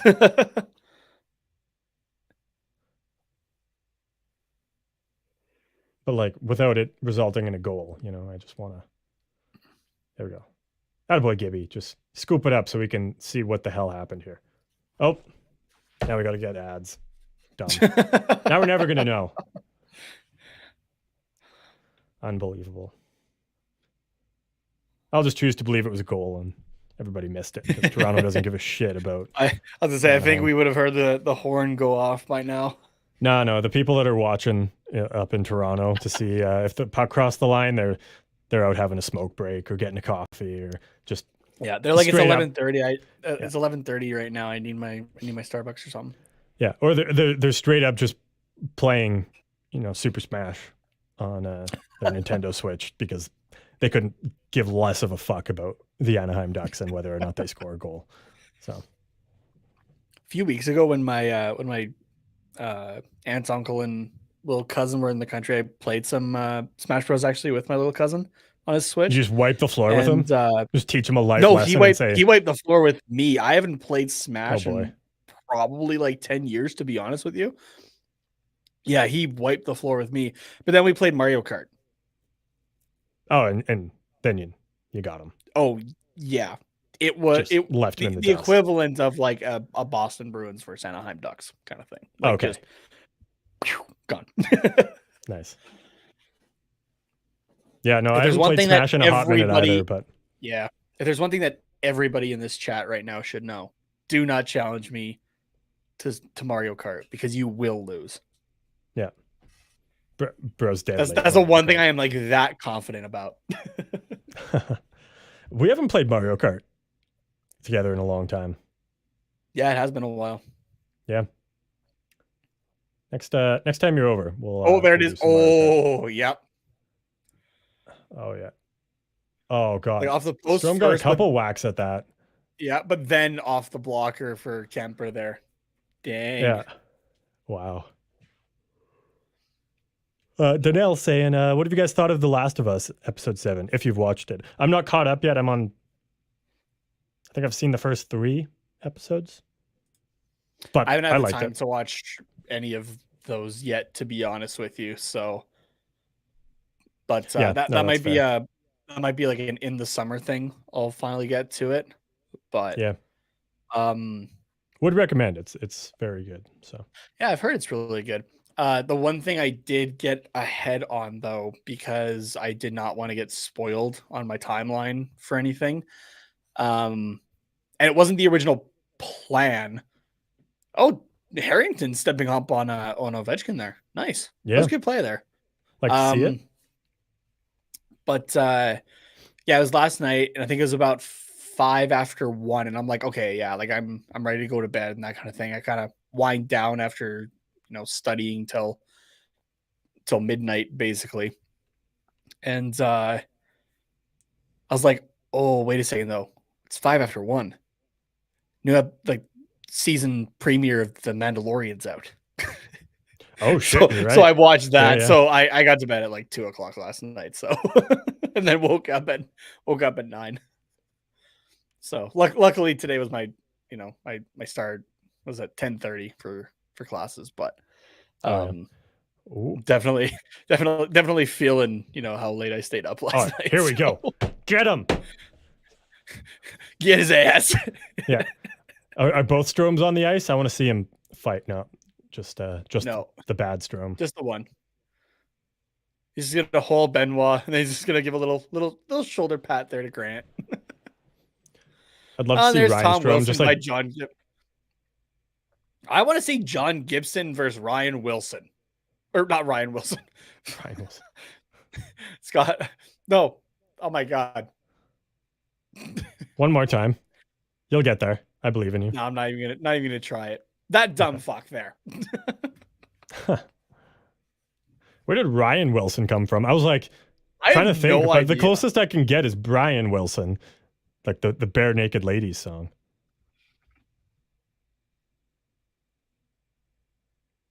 Yeah, I have no idea. Okay. Just one of those. There was mysteries. A Ryan Wilson that played in the NHL for the Colorado Avalanche, but like, okay, it's not the guy I was like thinking of or anything like that.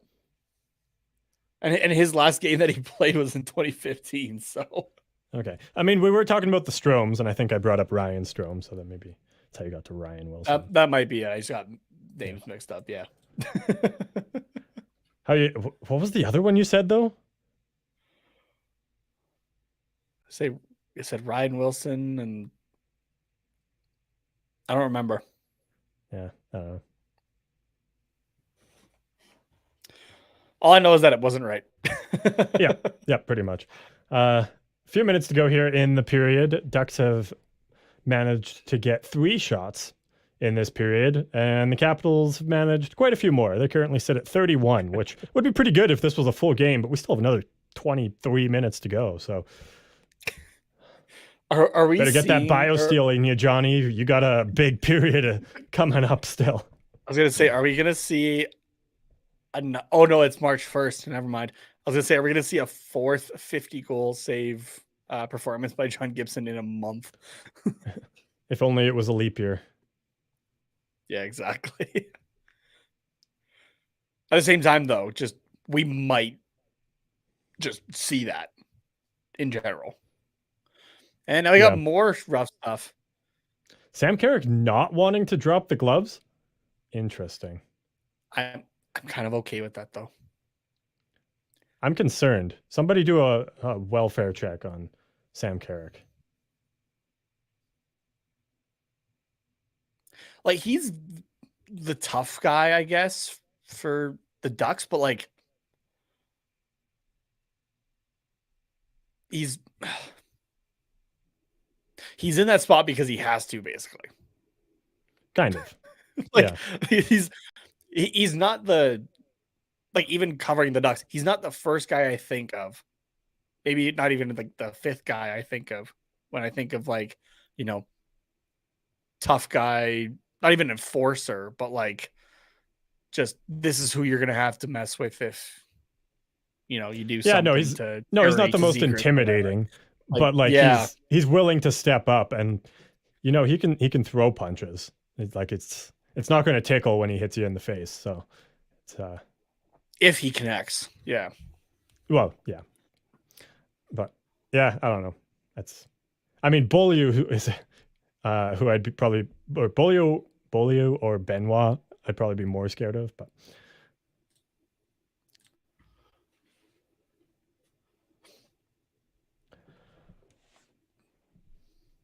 Yeah, no, I still haven't seen Trevor Zegras at all either. Just now that they're showing the bench. Yeah, I think he I think he's just warming the bench right now. Yeah. Yeah, he's still down over on that far side. Yeah. Corner of shame.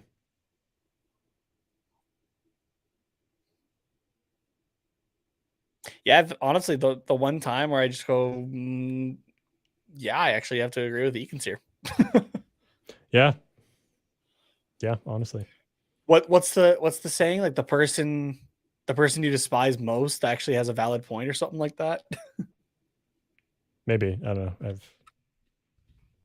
I haven't heard that before, but it's sounds like it could be profound. And if you got it tattooed on your body in Chinese script, it would be like super hipster and cool. The person you hate, when the person you hate made a good point. Yeah, that's what it is. Oh, okay.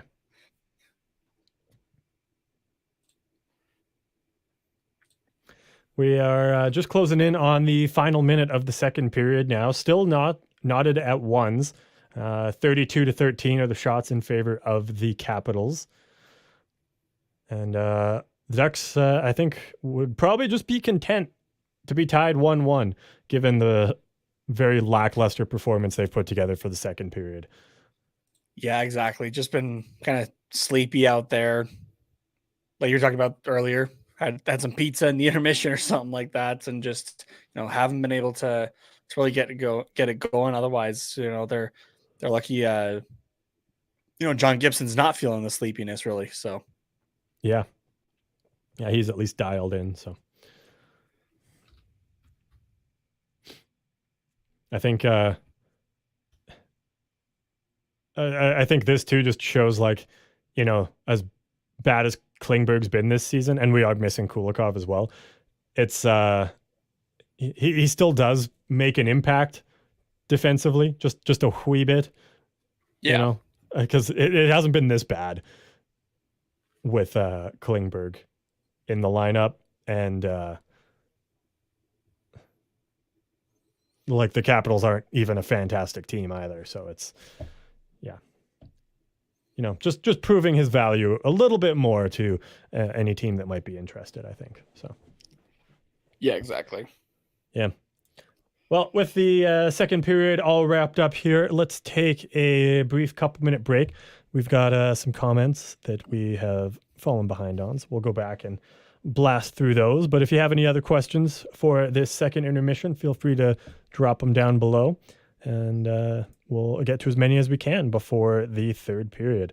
Don't forget as well, after the game, we'll be heading over to our YouTube channel at Quack Report Pod to do our regular episode where we'll kind of wrap up this game, put a nice little bow on it, talk about the Blackhawks game on Monday and a couple other things as well. But take a couple minutes here to hear from the sponsors of the Hockey Podcast Network, and I'll see you guys in a few.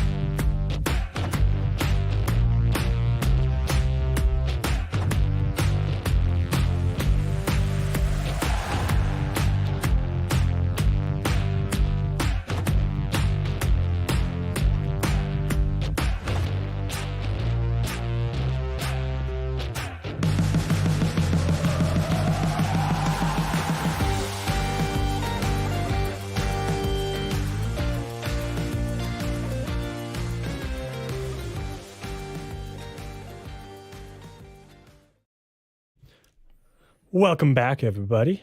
Let's see what we got going on in the comments here. Let's start with RJ's. Next game for the Ducks will be Friday, March 3rd, 10 p.m. Eastern Time, 7 p.m. Pacific, against the Montreal Canadiens, also at home.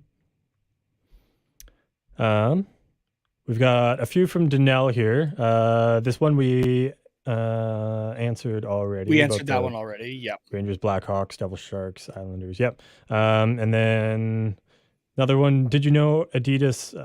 Did you know on the Adidas website they have 5 Adidas Team Classic jerseys: Atlanta Flames, Colorado Rockies, Mighty Ducks, Rangers, and Maple Leafs. They look better than the Mitchell and Ness jerseys, I will say.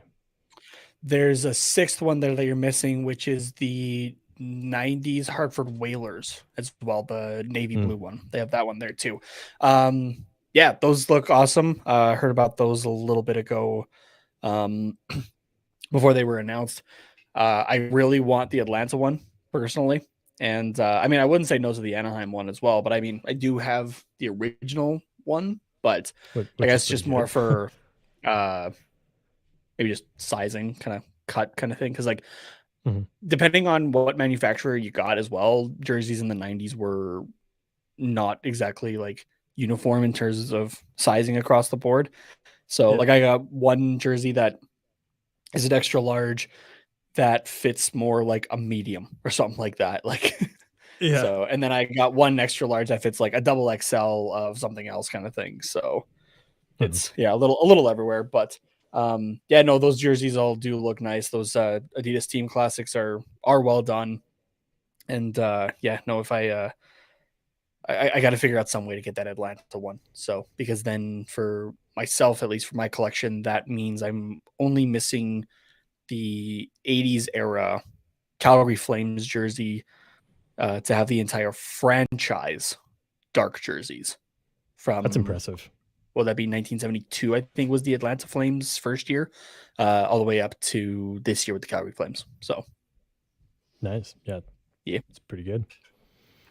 What else we got from Danelle? Capitals and Penguins have been dominating the NHL for years. It's time for both teams to rebuild. Don't you guys agree?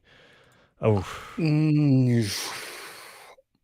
I think as long as you have Ovechkin and Crosby and those guys that you've kind of had around them, you go for it every year. Whether you go all in every year, that's a different story. But you don't go into rebuild until as long as you have those. Like you're trying to build around those guys to give you a chance, kind of thing. Yeah. So for Washington would be Ovi, Kuznetsov, Backstrom, and in Pittsburgh, Crosby, Malkin, Letang. As long as those guys are on your team, you're don't forget John Carlson. I did kind of forget about him, but that's because he's been hurt for so long this season. That's fair.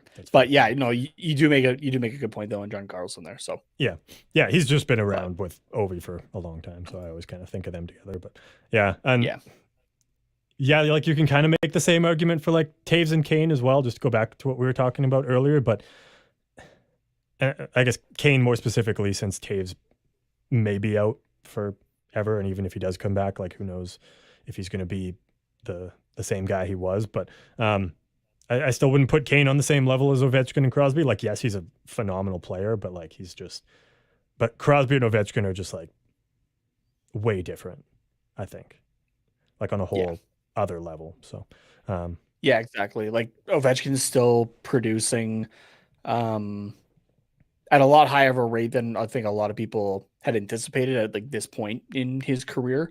Heading into tonight's game, he leads the Caps with 57 points and leads them in goals as well with 33 on the season. So, which for goals on the Capitals, if he didn't miss, the last couple weeks, and I think he missed another part of the season as well. Like he's missed some significant time, so he could easily be like mid 40s too.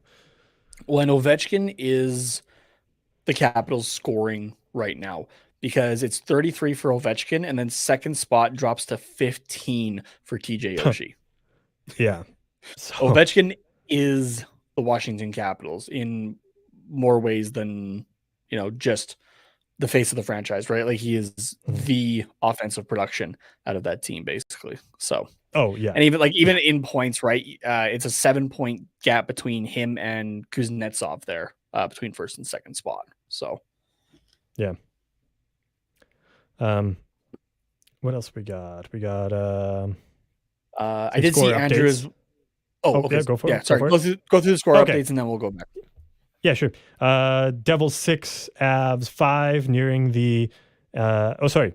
Here, let's go here, actually. Devils 7, Avs 5 was just a minute to go here. I would imagine that's a final now, since that was about 5 minutes ago that RJ posted that.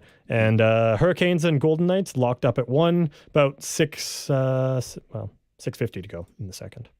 Yeah, there you go. Andrew had also brought up the St. Louis Blues here.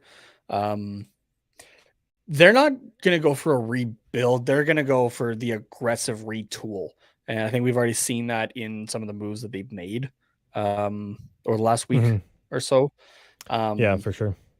Just like kind of those shake kinda things like- up and see what happens. And Yeah, exactly. So like they have pieces there in like Jordan Kyrou, Robert Thomas, and Colton Parenko, I think.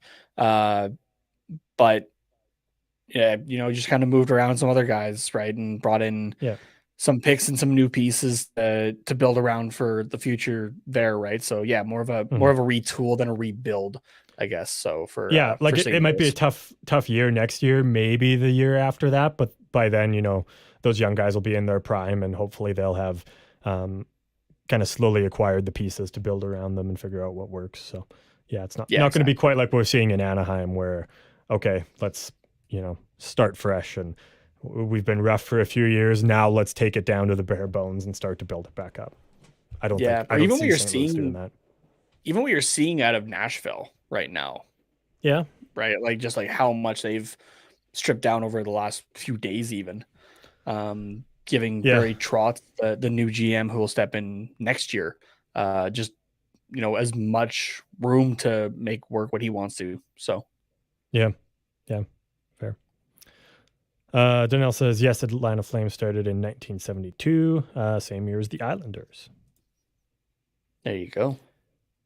And just in regards to the Devils beating the Avs here, wild game. This was a good game, but the Devils almost blew the lead, or even lost this game. Yeah, you gotta be tough, or gotta be on your toes around the Avs for sure. So we've got Allie jumping in the comments here. Long time no see, Allie. Why are you doing a live when the Gulls are playing? Heartbroken. You know what? It's okay, Allie, because you'll be able to catch us on TQR after this game is done. So you'll be able to just hang out with us more after the Gulls game, which not in depth, but it's our Gulls update, right? It's Wednesday. So we'll be talking about them, and it'll be a good time. So make sure you're there for that. Yeah. Also, it's not our fault the San Diego Gulls play literally every single Wednesday. I can't think of a Wednesday that they haven't played. Yeah. Last Wednesday, I don't think they did. Well, whatever. It's been a lot of Wednesdays, okay? See, and again, I could just pull this stuff out, but I can't remember, like what I have to get at the grocery store or something like that if I don't write it down. Yeah. Andrew says, I think Vancouver as well in that year, and Buffalo. Yeah, well, Buffalo's kind of on the up, but yeah, recently I don't know. It's hard to say they've even been in the retool. But yeah, Vancouver definitely stripping things down quite a lot. Oh, yes, so that is a final now. And also, Golden Knights 2, Hurricanes 1, nearing the end of the second period. Damn it, guys. Yeah. Come on, Carolina. Hey, we got a bit of a surprise Gulls update here, and I don't remember what key I put it on. Is it this one?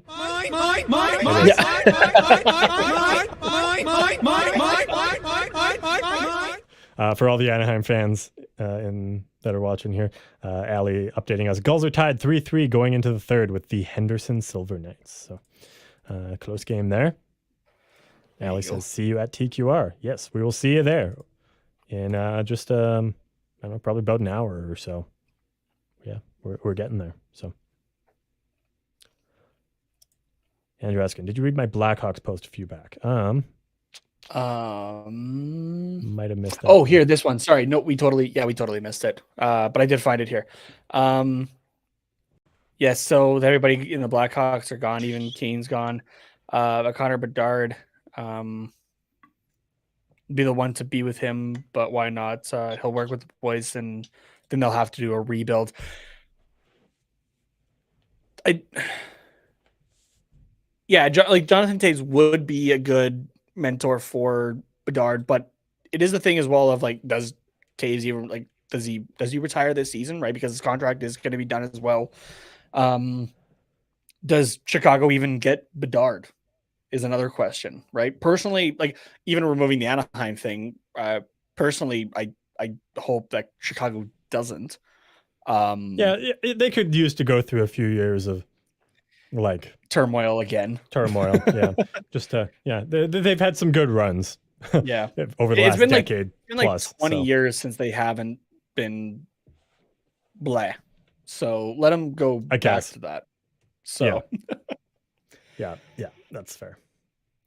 But yeah, okay. So who's in the bottom five right now? I guess it's probably still the same teams that I'm thinking of. Yeah, it is. So 28 to 32 is Arizona, San Jose, Chicago, Anaheim, and Columbus.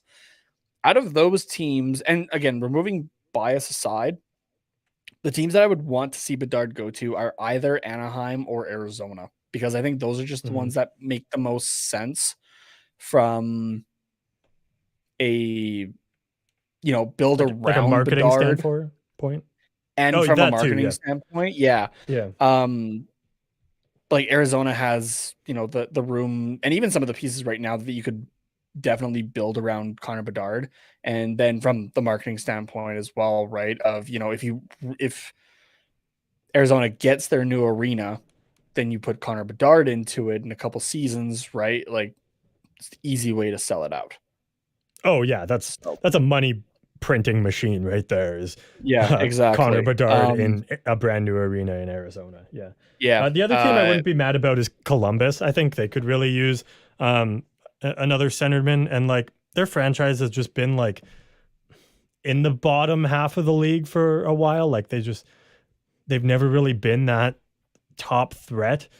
Not for a long time anyways. Yeah. So I don't know. I think they could really use that. And just imagine like Johnny Gaudreau, Connor Bedard, Patrick Laine as a line. And like that does sound great. Don't get me wrong. But besides that, and again, obviously things can change. But no, yeah, you're gonna have other pieces to add there. Else really for Columbus? Otherwise, like it's just kind of one of those why they need him. Yeah, but like it's like, yeah. No, I get your point. So like you can make the same argument for Arizona and for Anaheim. Like, we know a lot of Anaheim players because we follow the team. But like you go and ask, say someone from Washington, like, oh, name anybody on the Ducks not Zegras, Terry, and McTavish, and they'll be like, I guess Gibson. Like they might not be able to name any of them. Like, yeah, no, fair enough. Okay, maybe sorry, the player thing was that didn't convey quite what I was thinking of. Yeah, no, I guess like Bedard would be. I don't know. I don't really think of Columbus. I guess like relevancy. There you go. That's the word I'm thinking of.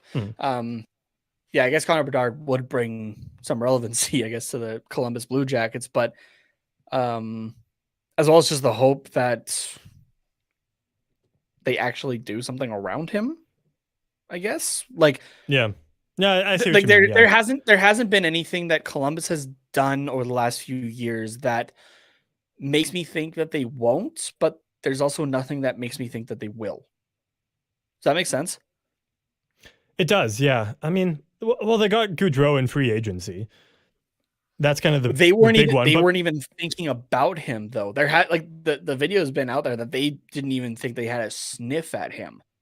No, yeah, but it's hard when players don't want to be in Columbus, like when they want out of Columbus. Like, I think back to Panarin when he was there. Like he did pretty well in Columbus, but then eventually he just wanted out for whatever reason. Yeah. Same with Pierre-Luc Dubois as well. Like eventually he was like, I just want out. Matt Duchene. Yeah. Like I don't know what it is about there. If they're just like, I don't know. They seem to be okay with making one big move to get a guy, but they need to do two to like actually be a contender, and they don't want to do that second move. Yeah, like the only time they did it was that year that they thought that they had a chance, right? Where it was like who all was there? Is Duchene, Bobrovsky that was the last season of Bobrovsky there. Yeah. Was that 2019? Is that year? 2018 or 2019, yeah. Yeah. Oh, that didn't take long. 8 seconds into the period, we don't even have our stats up yet. And Caps are up 2-1 with a blast from Tom Wilson. Or sorry, Ryan Wilson. My bad. There was a joke there and I fucked it. No, I think it still worked. Yeah. Just a tough giveaway from Cam Fowler there trying to clear the zone, and then no one picked up Wilson. The Ducks have been not good at giving options for outlet passes, like for transition passes. They've been brutal at it. Like the amount of times I've seen like Shattenkirk have to reset behind the net just because nobody is making themselves open for a pass to move.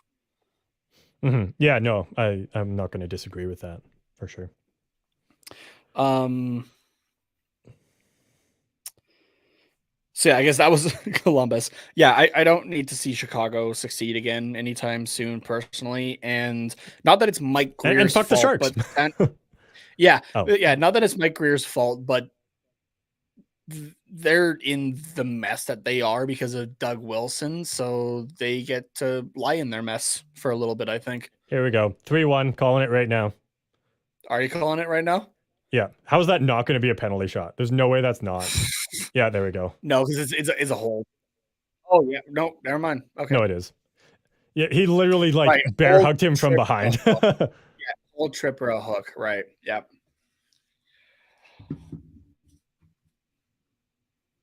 All right. That's tough. There's not much else you can really do there, but you could tell too. He was like, "What do I do? Oh, I'll just hold him. Oh, wait. No, can't do that. Too late." Yeah. Yeah, that's fair. All right. Most exciting part of the game so far, a penalty shot. I actually haven't seen a penalty shot in forever. Oh, really? Yeah. I've seen 2 this week. In Oilers games? Well, this one, and then McDavid got one against Boston? No, Pittsburgh. That might have been last week then. But unlike Mantha here, McDavid scored on his. Mantha would have had a chance if he even hit the net. Oh, I'm still crediting it to John he got Gibson a piece on our Twitter. Yeah. Yeah, just Gibson like right off the tip of the blocker. Okay, yeah, no, that's going in if Gibson doesn't get a piece. I take back what I said. Yeah. For those of you paying attention at home, Gibson is back to his back to his mask that had the piece break because he switched the intermission. Now he's back to the other one. Dangler. Yeah. That thing. The throat protector. Yeah. Gibson's one of the few NHL goalies that wears one of those. A lot of the guys, and I do understand, a lot of the guys don't like it on their helmets. Just the noise, and it does kind of catch on like your shoulders or that kind of thing. So, I always just kind of assumed that all goalies wore it because when they're wearing them, I notice them, but when they're not, I don't notice that they're not wearing one, if that makes sense. So I kind of just assumed that they all do, but now I'm going to have to pay attention to see which goalies do and don't because I've just never thought about it. So Ducks with an extended power play here with 6 guys out for this delayed penalty. Trevor Zegras is out for the third period, so just a little message in the second period there. See how he does in the third. Oh, yeah, now they're talking about it on here. Yeah, I sat for that entire.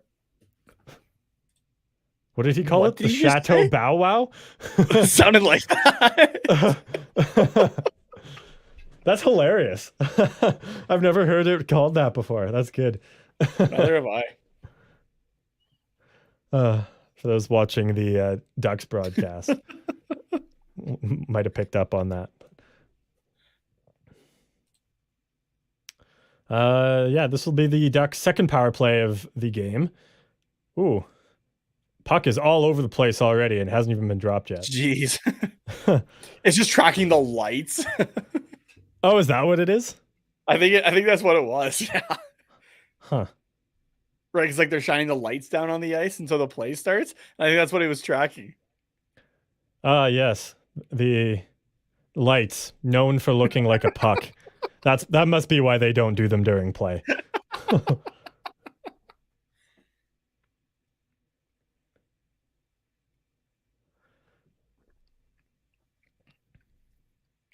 All right. This is the one opportunity the Ducks have to get back in this game. I think if they don't score on it, it's pretty much over.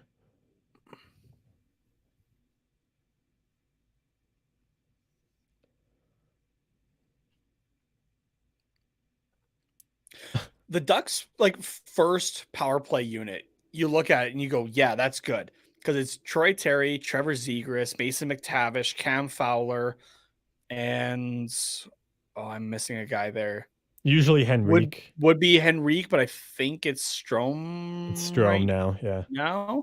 Yeah. And then you look at the second power play unit that has last game at least, it was Shattenkirk and Klingberg on it. Yeah. Vetrano, Vetrano. Vetrano, and I think Comtois was out for this one. Yeah. But like it's just like such a drop in terms of like the level of talent on it.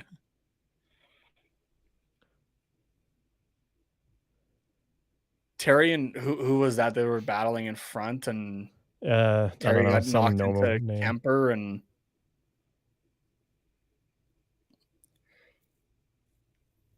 I don't know. Oh, McIlrath. Nobody whose name I couldn't remember earlier. Essentially the what's his nuts? Jay Beagle. Yeah, and he just goes right, just crosses the crease just to go bump him, and Terry's just like, the fuck are you doing, man? Get out of here. McIlrath. Jesus. There you go. Is it we got the answer. That's how it's pronounced. McIlrath. Okay. And McTavish is just like, don't put your stick in my face. Yeah.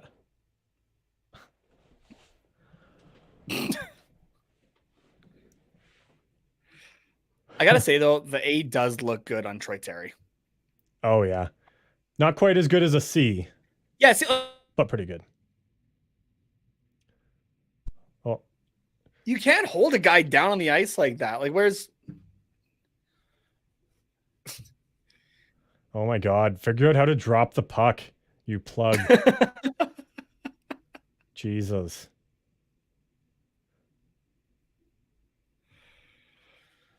I feel like that's been like happening way too much this period. This game. And Ducks now 0 for 2 on the power play. But there we go. Trevor Zegras. Oh, there we go. There we go. That's what you get for benching me, loser. Get out of here. The last time he got benched as well, he also went out and scored a goal after he was done with it. Who's he giving the tongue to there? It would have been better if it was to Dallas Eakins, but that's hilarious.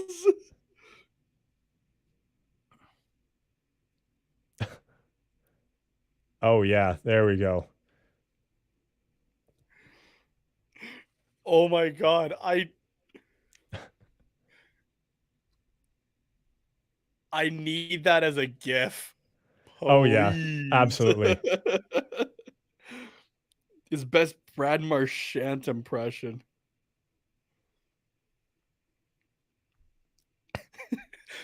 There you go. And because Zegras got a goal, I got to use the meme that I've been saving for a Zegras goal.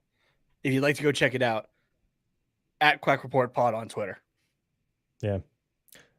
Zegras is like pissed about something too. I don't know. I must have missed like if someone said something to him and then he, got the goal and that's who he was giving the tongue to, like to because obviously you'd have no response if you were choking a guy and then they just scored a goal. Yeah. Actually, no, I'm not going to go there. I'm just going to take it back to the whole Stetcher thing, but we don't need to go there.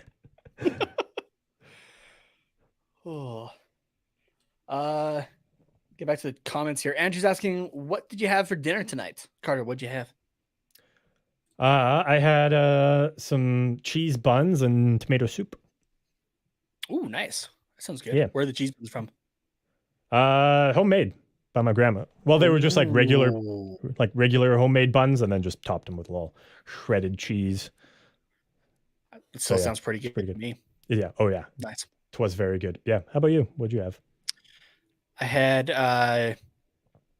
we do like our own version of chicken parmesan, but we use like chicken cordon bleu, like the ham and Swiss stuff ones. Oh, yeah. And then spaghetti, like spaghetti sauce. So nice. Pretty damn good, yeah. That's a good idea to use the like the ham and cheddar stuff or ham and cheese. Yeah, they're good. And then you just put a little bit of the sauce on top of it and Parmesan or whatever other kind of cheese that you want to put on top. And we got a fight going on here. Beaulieu and Wilson, here we go. This will be a tilt for the ages, I hope. Ooh. Yeah, it's big nobody on this Ducks roster is winning a fight against Tom Wilson. I hate to say it, but nobody's doing. Oh, there was a good one well for himself there, though. That was a good throw. That was a good throw there. Yeah.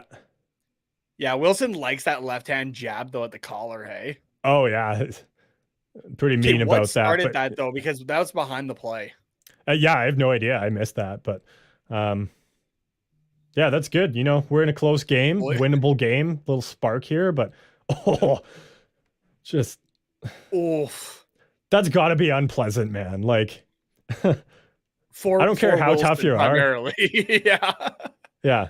Like, if you're like taking it, like, I mean, even with a helmet on, like, Christ, Tom Wilson just hitting you in the side of the head is not going to feel good. I'm sure Beaulieu's nose doesn't feel good as well with the visor digging into it with each punch. Yeah, he's a little cut on the nose right now, but nothing too major. But I'm sure that it doesn't feel good, to say the least. Yeah. How many seasons before they add like a little bit of foam to the bottom of the visor so that when guys punch each other in the face, the visor doesn't cut them? I know you're joking, but kind of, only kind of. That doesn't happen. What does happen is that players wear cages or fish bowls. Yeah, we'll get there eventually, I think. Mm-hmm. That way, when you guys punch each other in the face, you don't actually like make skin contact. You just exactly beat your hand into some hard plastic. It'll be fun. That's how they'll eliminate fights. Yeah, because you have to do like a whole thing to take your helmet off, right? And they already have like you can't take your helmet off to fight, so that's how they'll eliminate it. Yeah, either that or they'll add metal spikes to the helmet. Oh dear God! That's how you prevent guys from fighting. You just put studs on the helmet. What did you have for dinner, Andrew? Yeah, we did not return the favor, or anyone else. What's on the menu tonight? Make us hungry again, even though it's 10 o'clock where we are, and I really don't need to eat any more food today. I really could. I got my bedtime snack like ready to go already. Nice. Andrew had steak with all the fixins. Okay, important question though. How do you do your steak? Oh yeah, like that is important. Like well done, rare, medium? Like, what are we doing there? And there is a correct answer to this question. I wouldn't say there's a correct answer, but there is definitely a wrong answer. There's a correct answer. Okay, Mr. Blue Rare supremacy over there.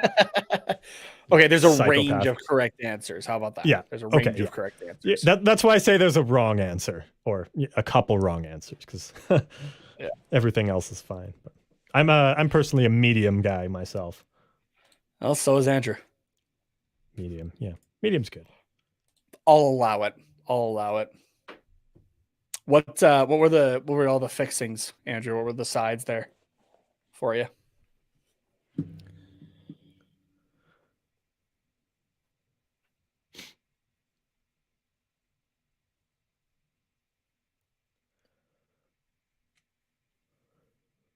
Oh, I'm saving that picture. That? So close there. I just came across a picture on the TQR Twitter feed or whatever, and it's like Zegras in practice and he's throwing the finger to somebody. Nice. I got that one saved now. Was the caption Anaheim has the GIF. Do they? Let's go. They got it. Hell yeah. They got it. Bless the Ducks Twitter social media manager there for putting that together. It's perfect.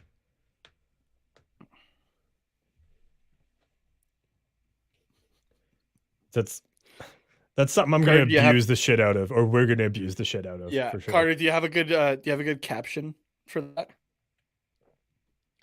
Give me a good caption for Twitter right now. Give me a minute or two to think about it. Let's see. Okay, because I have just like, what was this?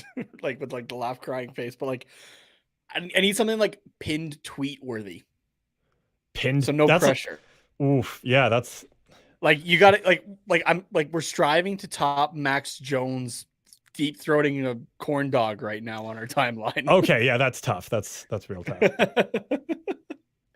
While you think about that, Andrew's saying it was baked potatoes with sour cream and butter, pepper, salt, veggies, and red wine. Ooh, very good, good stuff. And some mushrooms and onions on top. I like that. And then RJ said his dinner was pasta, sausage, pepper, and onions, potatoes, broccoli, and white rice. Ooh, that sounds good too. Ooh, dang. Yeah. Oh, and Andrew had a salad. He made sure to get his greens in there. Oh, perfect. Is there anything better in this world than steak, potatoes, and a little bit of Caesar salad? Sushi. Yeah, but like that's like not better. It's not better though. Thai. Yeah, I don't know. It's up there for sure. I mean, you put it all together, little surf and turf. Yeah. Ooh, yeah. Yeah, you're right. It doesn't get much better than that. If I'm going for surf and turf, it's got to be like lobster or something with it. Oh, fair. Or crab legs. Yeah. No, that's fair. Man, I haven't had either of those things in a long time. Like, not that I can like overly afford to just do it, but oh no, there's actually some places that do like decent lobster tails for like a decent price. Maybe I got to do that. I don't know.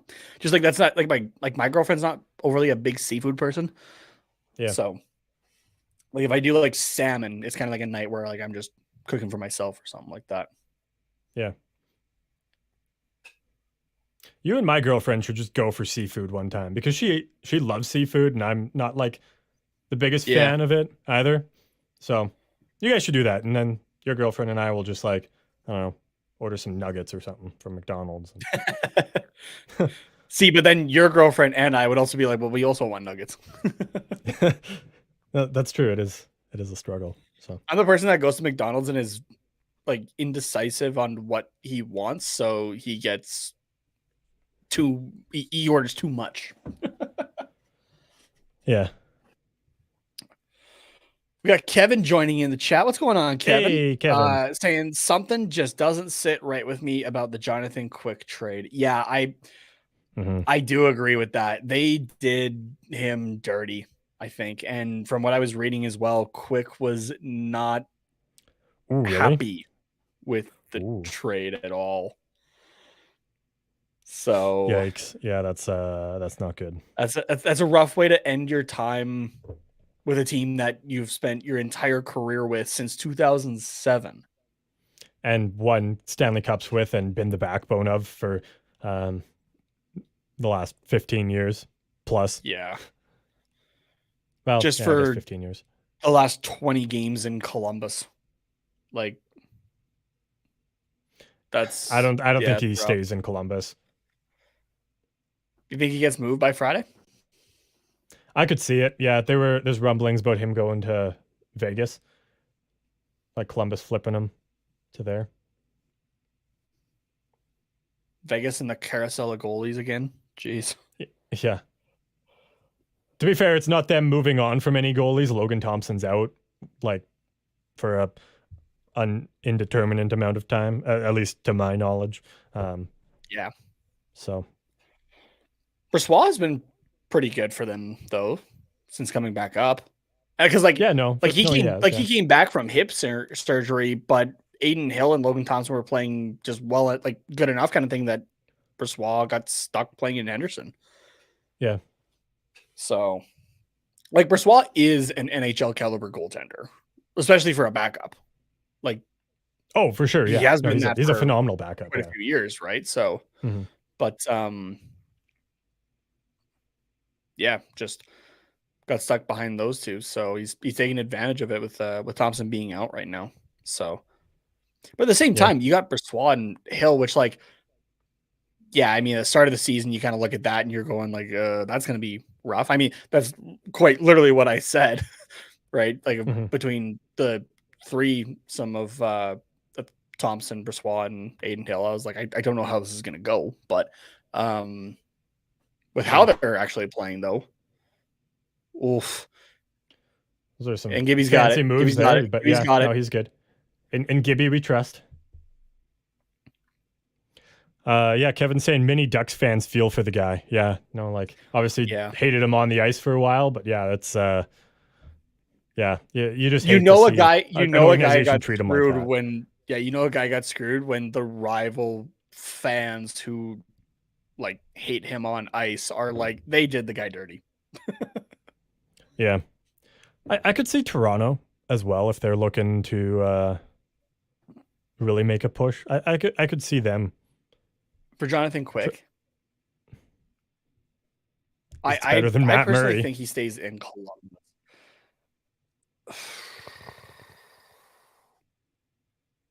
It's better than an injured Matt Murray. But with how Murray's played this year, it's when he's been healthy. not. Yeah, I guess that's the thing. But yeah. Even Quick staying healthy this year, he has not been great, to say the least. Even if you can get Quick without giving up Murray, like then at least you just have 3 possible goalies in Toronto. Like, I don't know, man. If you're Toronto, you don't want your goaltending to be the reason you get screwed out of the playoffs again. No, you don't. But you like, I think that it's better to have one too many goalies if you're Toronto than not enough. Just because of how they've been the last few years. So in 31 games played with the Kings this season, Money Puck has Jonathan Quick at a negative 19 goal save above expected. Yeah, no, he hasn't been great. It's been awful. That is rough. That is rough.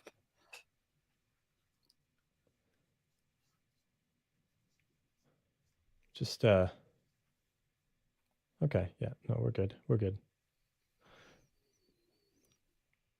What else we got in the chat here? Andrew says, I like Quick. It's not fair for him to do that. Yeah, no, really not. RJ saying 13 likes tonight. Nice. Love to see it. Thank you, everybody.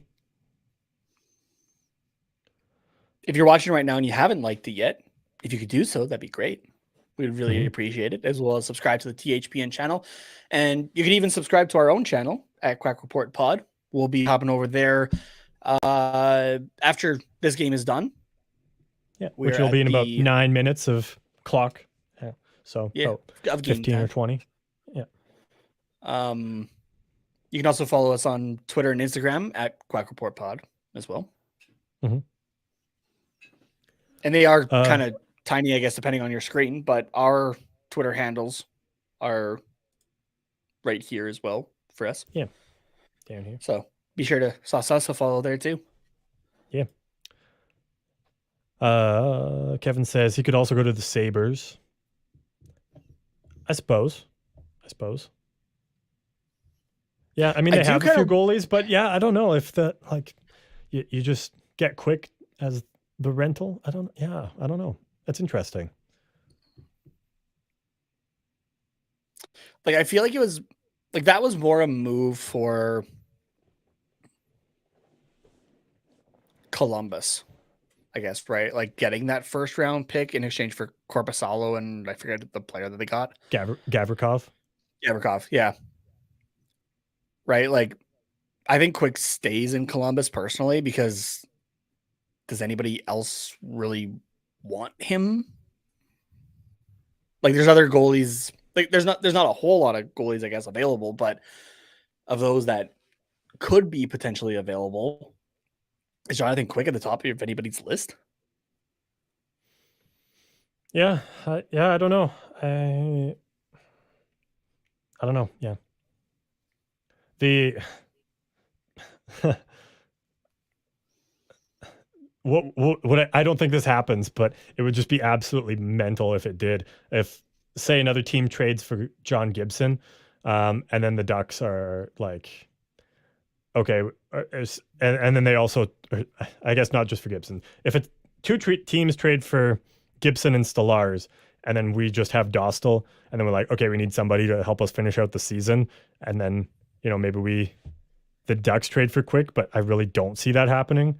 It would be wild. My God. But if you get two offers you can't refuse on Stellars and on Gibson, yeah, I think you're looking at Quick.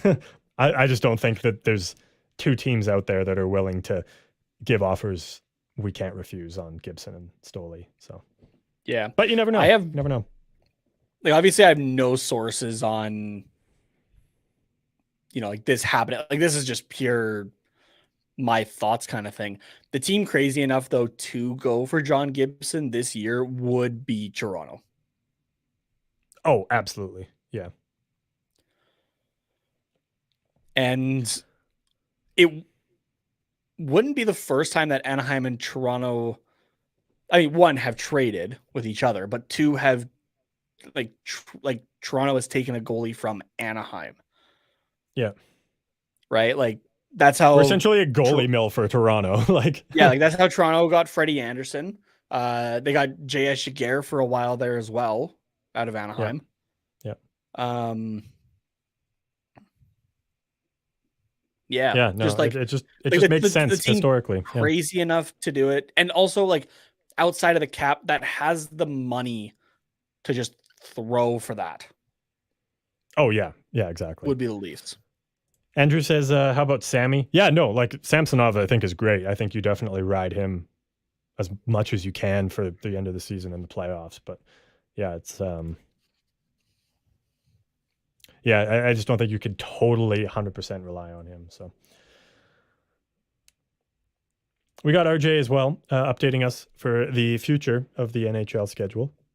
Got 10 games on your Thursday night, 5 games for your Friday.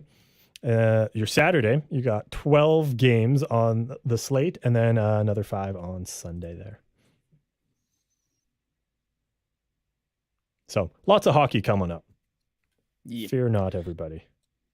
We got Kevin saying, "Are we really gonna trust that guy who got the flying Z to the face?"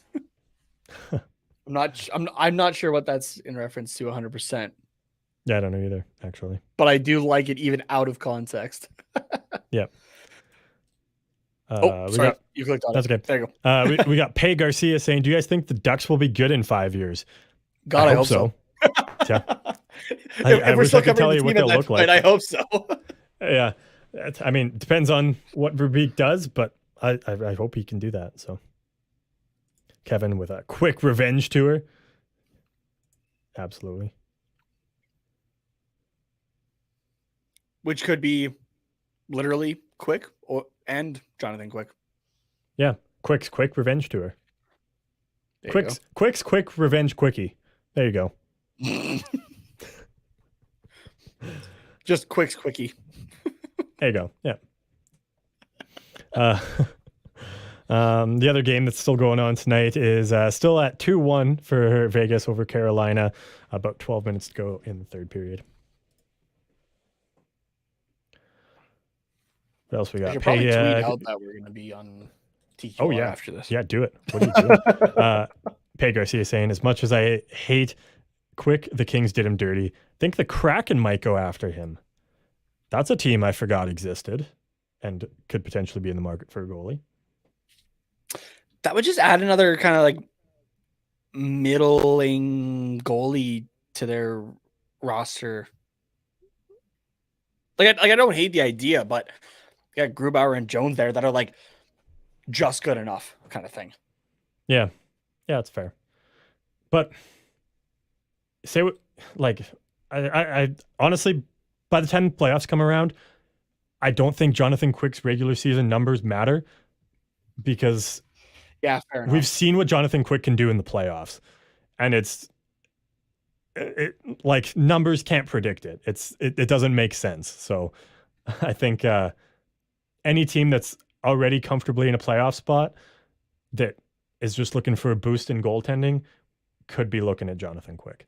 So yeah. We got William Liebrook from Facebook asking, do you think Kemper gets 26 saves tonight? Currently at 19, I guess, because the Ducks have 21 shots. So that is very specific. I feel like Will's got a draft down with DraftKings Sportsbook there. Promo code THPN, by the way. Yeah, that's what I would imagine as well. Number, 26 saves in particular. Huh, all right. Yeah. So I'm saying if I wouldn't bet on it, but if you already have, I would cash out if possible. I don't think it happens.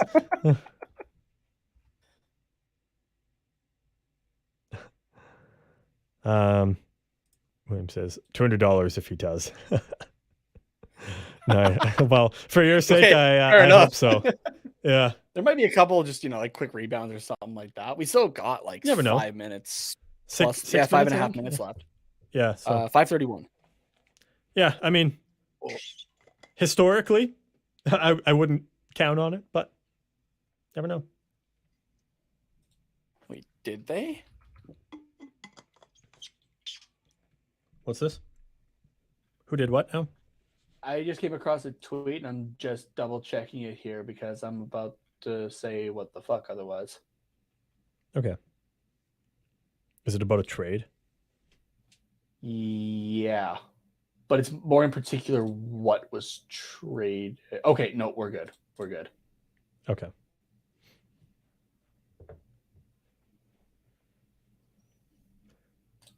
Will says overtime would help. That's true. That's very true. I suppose that is a possibility. Yeah. To get you there. So Kevin also says NHL goalies are just so goddamn elite in general. It's hard to see how a trade fits in with a set tandem. Yeah, that's true. And goalies are voodoo, man. Like they could just decide I'm gonna put the team on my back for the next however many games and just do it. Like anything can happen. Yeah.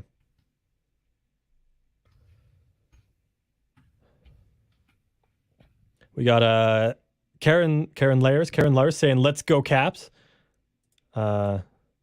Winning Caps. Currently tied 2-2 with about 5 minutes to go. So, yeah, we shall see.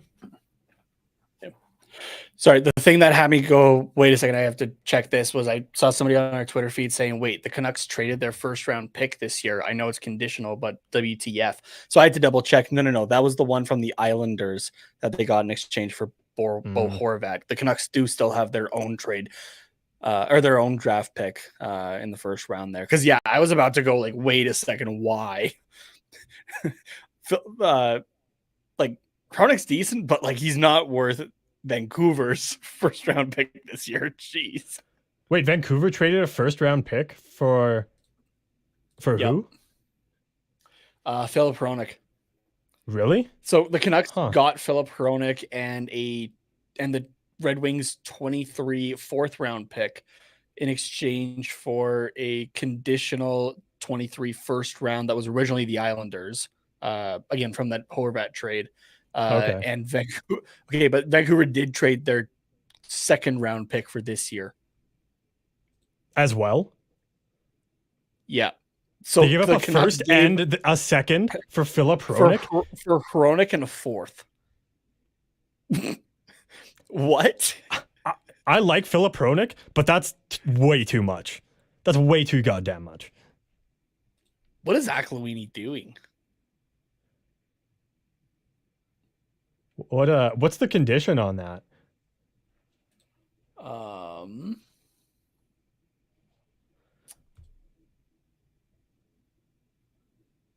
Let's see if I can take a look. Got about 4 minutes to go in the game as well here. Tied up at 2s.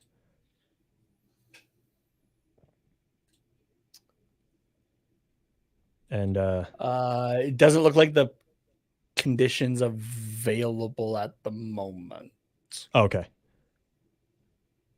RJ here with a scoreboard update. Capitals goalie number 35, Darcy Kemper, saves 19. Anaheim Ducks goalie number 36, John Gibson, 35 saves. So Will's got 6 to go here, and Kemper made another one just after that came in. So 5 to go. Oh, here we go. Sorry, I found the conditions because it goes back to, again, the Islanders there. So the condition is the pick becomes an unprotected 2024 first round pick if the pick ends up being in the top 12. Okay. So it all depends on how the Islanders finish. So basically, yeah. Okay. I don't know. It still feels like a lot to me, but yeah, what it do does. I know? Hronik's young, I guess. Like so, yeah. Okay. Is he? Like relatively. I think he's mid-20s. Oh, yeah, he's 25. Okay. I thought he was older for some reason. Here we go. Potential for more shots here for Will's bet. Oh, and none happen. Just little fancy passing plays. He only needs 5 more saves. Yeah. Sorry, what was the number? 26? 26 yeah, he saves? wanted 26 saves there, so he's at 21 right now. Okay. Karen from Facebook as well has got a parlay plus 5,815, but just need some more goals from the Capitals. Oh, what did you put down and what's the return on that? Yeah. I mean, $100 would be a pretty nuts return. Yeah.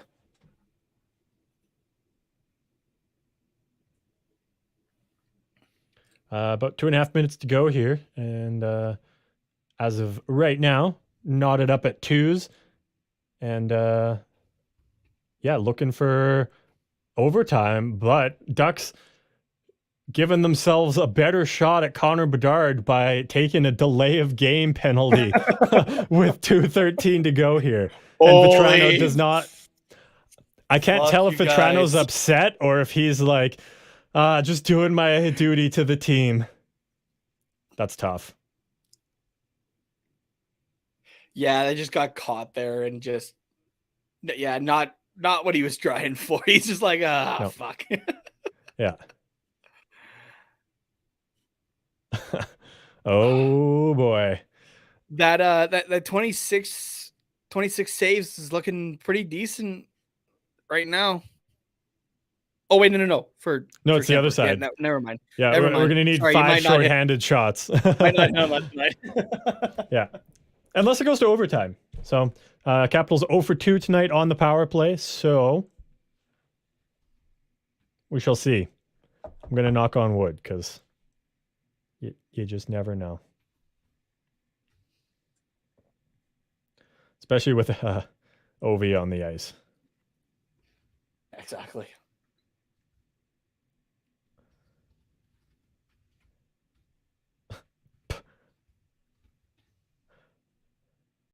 I like how Ovi just stands there and the other 4 guys basically just play keep away until OV opens up, like as an option. Like yeah, until there's like, that's okay, there's enough essentially it. space for him here. There it is.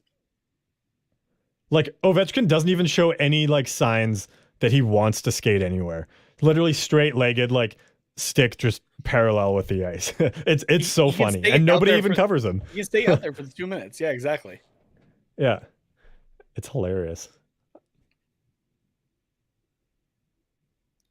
Because really, you're playing 4-on-4 until there's an opening to get it to Ovechkin, and then it's like for the split second while he takes a shot, becomes 5-on-4.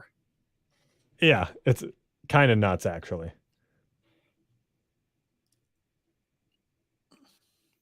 I'm just gonna get back to some of the comments here really quickly. Yeah, go for it. Pay asking, do you guys think the Ducks make some good trades in the draft? Like this upcoming draft? I think they just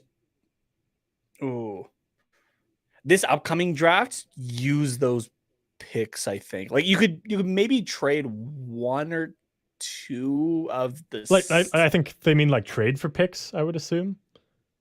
Yeah.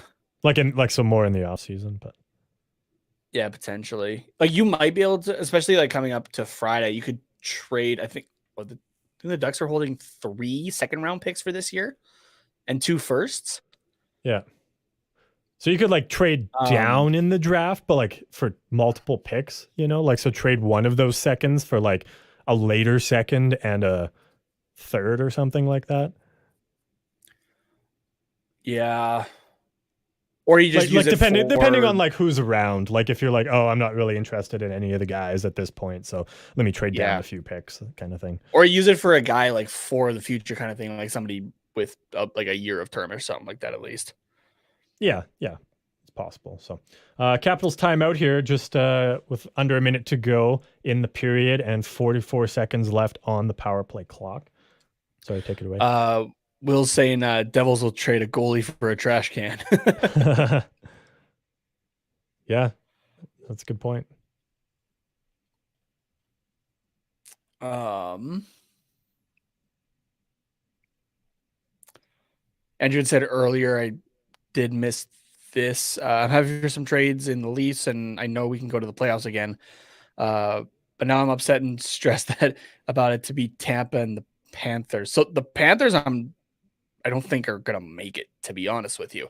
I'd be surprised. Toronto and Tampa, though, have known for months at this point that, like, barring any like crazy thing that could have happened over the season, that those two are going to be playing each other. So that's how they've been stocking up, right? It's literally to get past each other in the first round, and then you go for it after the fact, basically. Yeah. Oh, Kevin here saying Sabres will. And then the next comment, make the playoffs with Gibson in net. Ooh. Hot prediction there. And power play is been killed off. So Capitals 0 for 3 tonight. And now we will be seeing some extra hockey here. So I got 5 minutes for the Ducks to get 5 shots for Will here. And then Karen is hoping for 1 Capitals goal. Carter, do you have our caption yet for the Zegras tongue gif? I don't.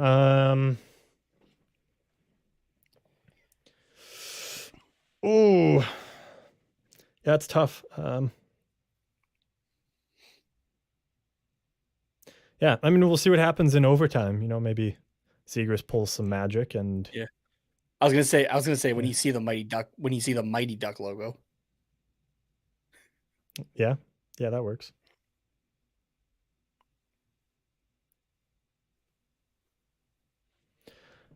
Just an update for the out of town scoreboard here. RJ saying Hurricanes have now tied it up against the Golden Knights 2-2. 5 minutes to go in the third period. So I think by the time this overtime game is done, you will probably be able to hop over and catch, some more overtime action between the Canes and the Knights. No, I said when this one's over. No. You're not doing that. You're coming over to TQR to hang out with us for a little bit longer. That's what you're doing. Nate, if I'm being honest, I'm late to TQR to watch Hurricanes and Knights overtime you're hockey. not. No, you're not. Yeah, you can handle it for yourself. You'll be fine. Yeah.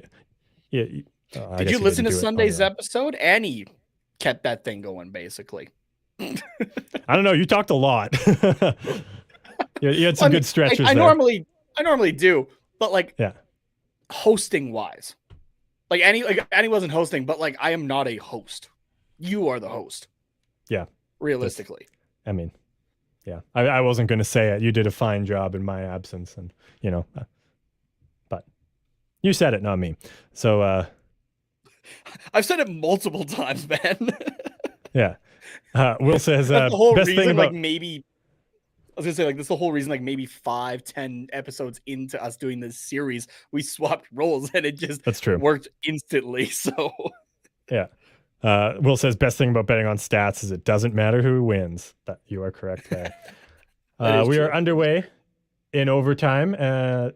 Capitals with the first possession, but no shots coming out of it yet, which isn't what Will wants anyways, but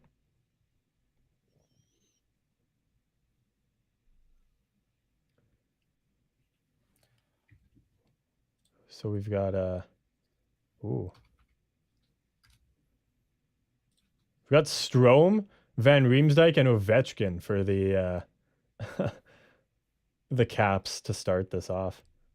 Interesting.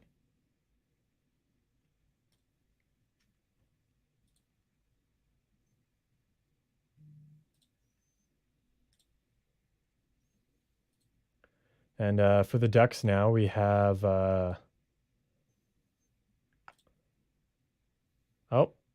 it doesn't matter who's on the ice because the star of tonight's show with Ryan Wilson with 2 goals and a fight tonight, or Brad Wilson, or Chad Wilson. What'd you say his name was? I think I said Ryan. I feel like I said Troy Wilson. Troy, maybe. I could be wrong on that. Yeah. Trevor Wilson. Mason Wilson. Damn, I was so close. I said 4-2 for the Caps tonight. Oh yeah, my prediction. Damn. Ooh, that kind of tipped off Zegras too. I mean, it was mostly what's his nuts Wilson there, but oh well. We got a point, anyways. Andrew Ryan Wilson. Yes. For those late to the party, we screwed up his name earlier. Tom Wilson with the overtime winner for the Washington Capitals there. And 3-2 final. Just like that. So sorry, Will. The Ducks didn't get a shot in overtime, so Kemper did not finish the game with 26 saves. But Karen, depending on what your bet was, we got a Capitals goal. So do have a comment or a question from Will Liebrook here. Do shootout shots count as saves? No. To my knowledge. No, they do not. Yeah. They do not. Just like the goals don't actually count for goals. So but we got a let's go tank for Kevin, from Kevin. And RJ let's go saying, tank. Yeah. The Golden Knights now with 3 goals over the Hurricanes. So now instead of overtime, you just get to hop over and hang out with us on our YouTube channel at Quack Report Pod, where I don't know, did you put a time on when we'd be over there? Yes, Nate? I said at 10 o'clock Pacific, so in 14 minutes. Okay, cool. Put. So we can wrap up a few things here. I can go grab a little snacky poo. Catch the comments and exactly. So yeah, I missed Jesse Pinkman coming into the comments here. Your profile pic does not look like the Jesse Pinkman I know from Breaking Bad, but any relation? Maybe, I don't know. Welcome to the chat. Andrew agrees with me. I don't know about what, because I don't remember what we were talking about 4 minutes ago. But thank you, Andrew. I appreciate it.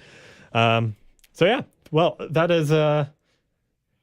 Out of all the NHL games the Ducks have played this season, that was certainly one of them. They got a point out of the deal in overtime. Tom Wilson with a couple goals. there to make us pay, and good performance from Gibson. What else is there to talk about? So, well, you'll have to find out on TQR. Yeah, after this, we'll just talk about. I'll say those same things again in about 13 minutes, but longer and more in depth. So yeah, exactly. I had a clip that I was gonna play, but this channel will get demonetized, I think, if I play the clip. So I'm not going to. I just kind of got reminded of it though, just from earlier conversation about Ant-Man. I just remembered in the first movie. Remember Hank has the tank on his keychain, and he makes it bigger, and he just launches it out of the building at the end of the movie. Yeah. So I was gonna play that clip of just the tank, busting out of the wall, but we might get flagged for that one, so I will not do that. Potentially, yeah. So, but yeah, I think Kevin did give us the name of our episode for tonight/tomorrow with a "Let's Go Tank." So thanks for that, Kevin. Yeah. Even though we beat Chicago, which we shouldn't have done, but yeah. But it does prove that we're not the worst team in the NHL, because we can beat some of the other worst teams, but that doesn't mean we won't get Chicago. We beat Columbus. Yeah. Beat San Jose at least once. Yeah, if we can stay in that 31st spot. I know the odds are technically better with last place, but that second one seems to be the one that normally gets it, kind of thing. Yeah, exactly. So, yeah. But last question here, I think, before we can hop off, unless I missed any of the other comments. But we got Pay saying, "Who do you guys think the next Ducks captain is?" The longer this has been a question that I've kind of thought in my own head for a while. And the more I think about it, and the more I've seen, especially out of this season, Troy Terry is the guy. Yeah, I think so too. I would tend to lean more towards Fowler, but in a few years, then I think it goes to Terry. As in a few years, once Fowler retires or moves on or whatever. Yeah. Though remember as well, Verbeek was talking about kind of the 25 and under group. That's true. What he's kind of looking at, and Terry's at 25 right now. So yeah, and you put him into an extension this year, right? This off season. Yeah. So Terry does make a lot of sense to me, but I just got a little soft spot for Fowler. So yeah, that's fair. Yeah. And then Andrew saying, heading out now. See you later. I won't be on the late night TQR. No worries, bud.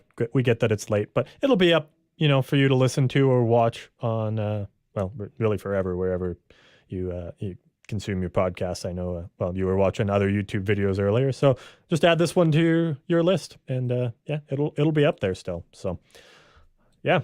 And RJ saying no more hockey for tonight. So if you're still looking to stay up and consume some hockey content, now you don't have to bother yourself with overtime for the Canes and Golden Knights. You can just hop over to our channel at Quack Report Pod. 3-2 final over there. So just like in this one. So yeah, Pay agrees with a Troy Terry there. So nice. Cool. All right. Well, I think let's get out of here. Thank you, everybody who tuned into the watch along. We really appreciate it. Thanks especially to everybody who left a like and subscribed to the channel, whether you subscribed months or years ago or you're a new subscriber. Thank you very much. Again, my name's Carter. Over this way is Nate. We have our own show, The Quack Report, which we're going to do in 9 minutes, so 10 p.m. Pacific time. And we will... see you guys very soon. Thanks again. And I'm just going to keep talking until I find the outro video, and it is right here. So have a good night.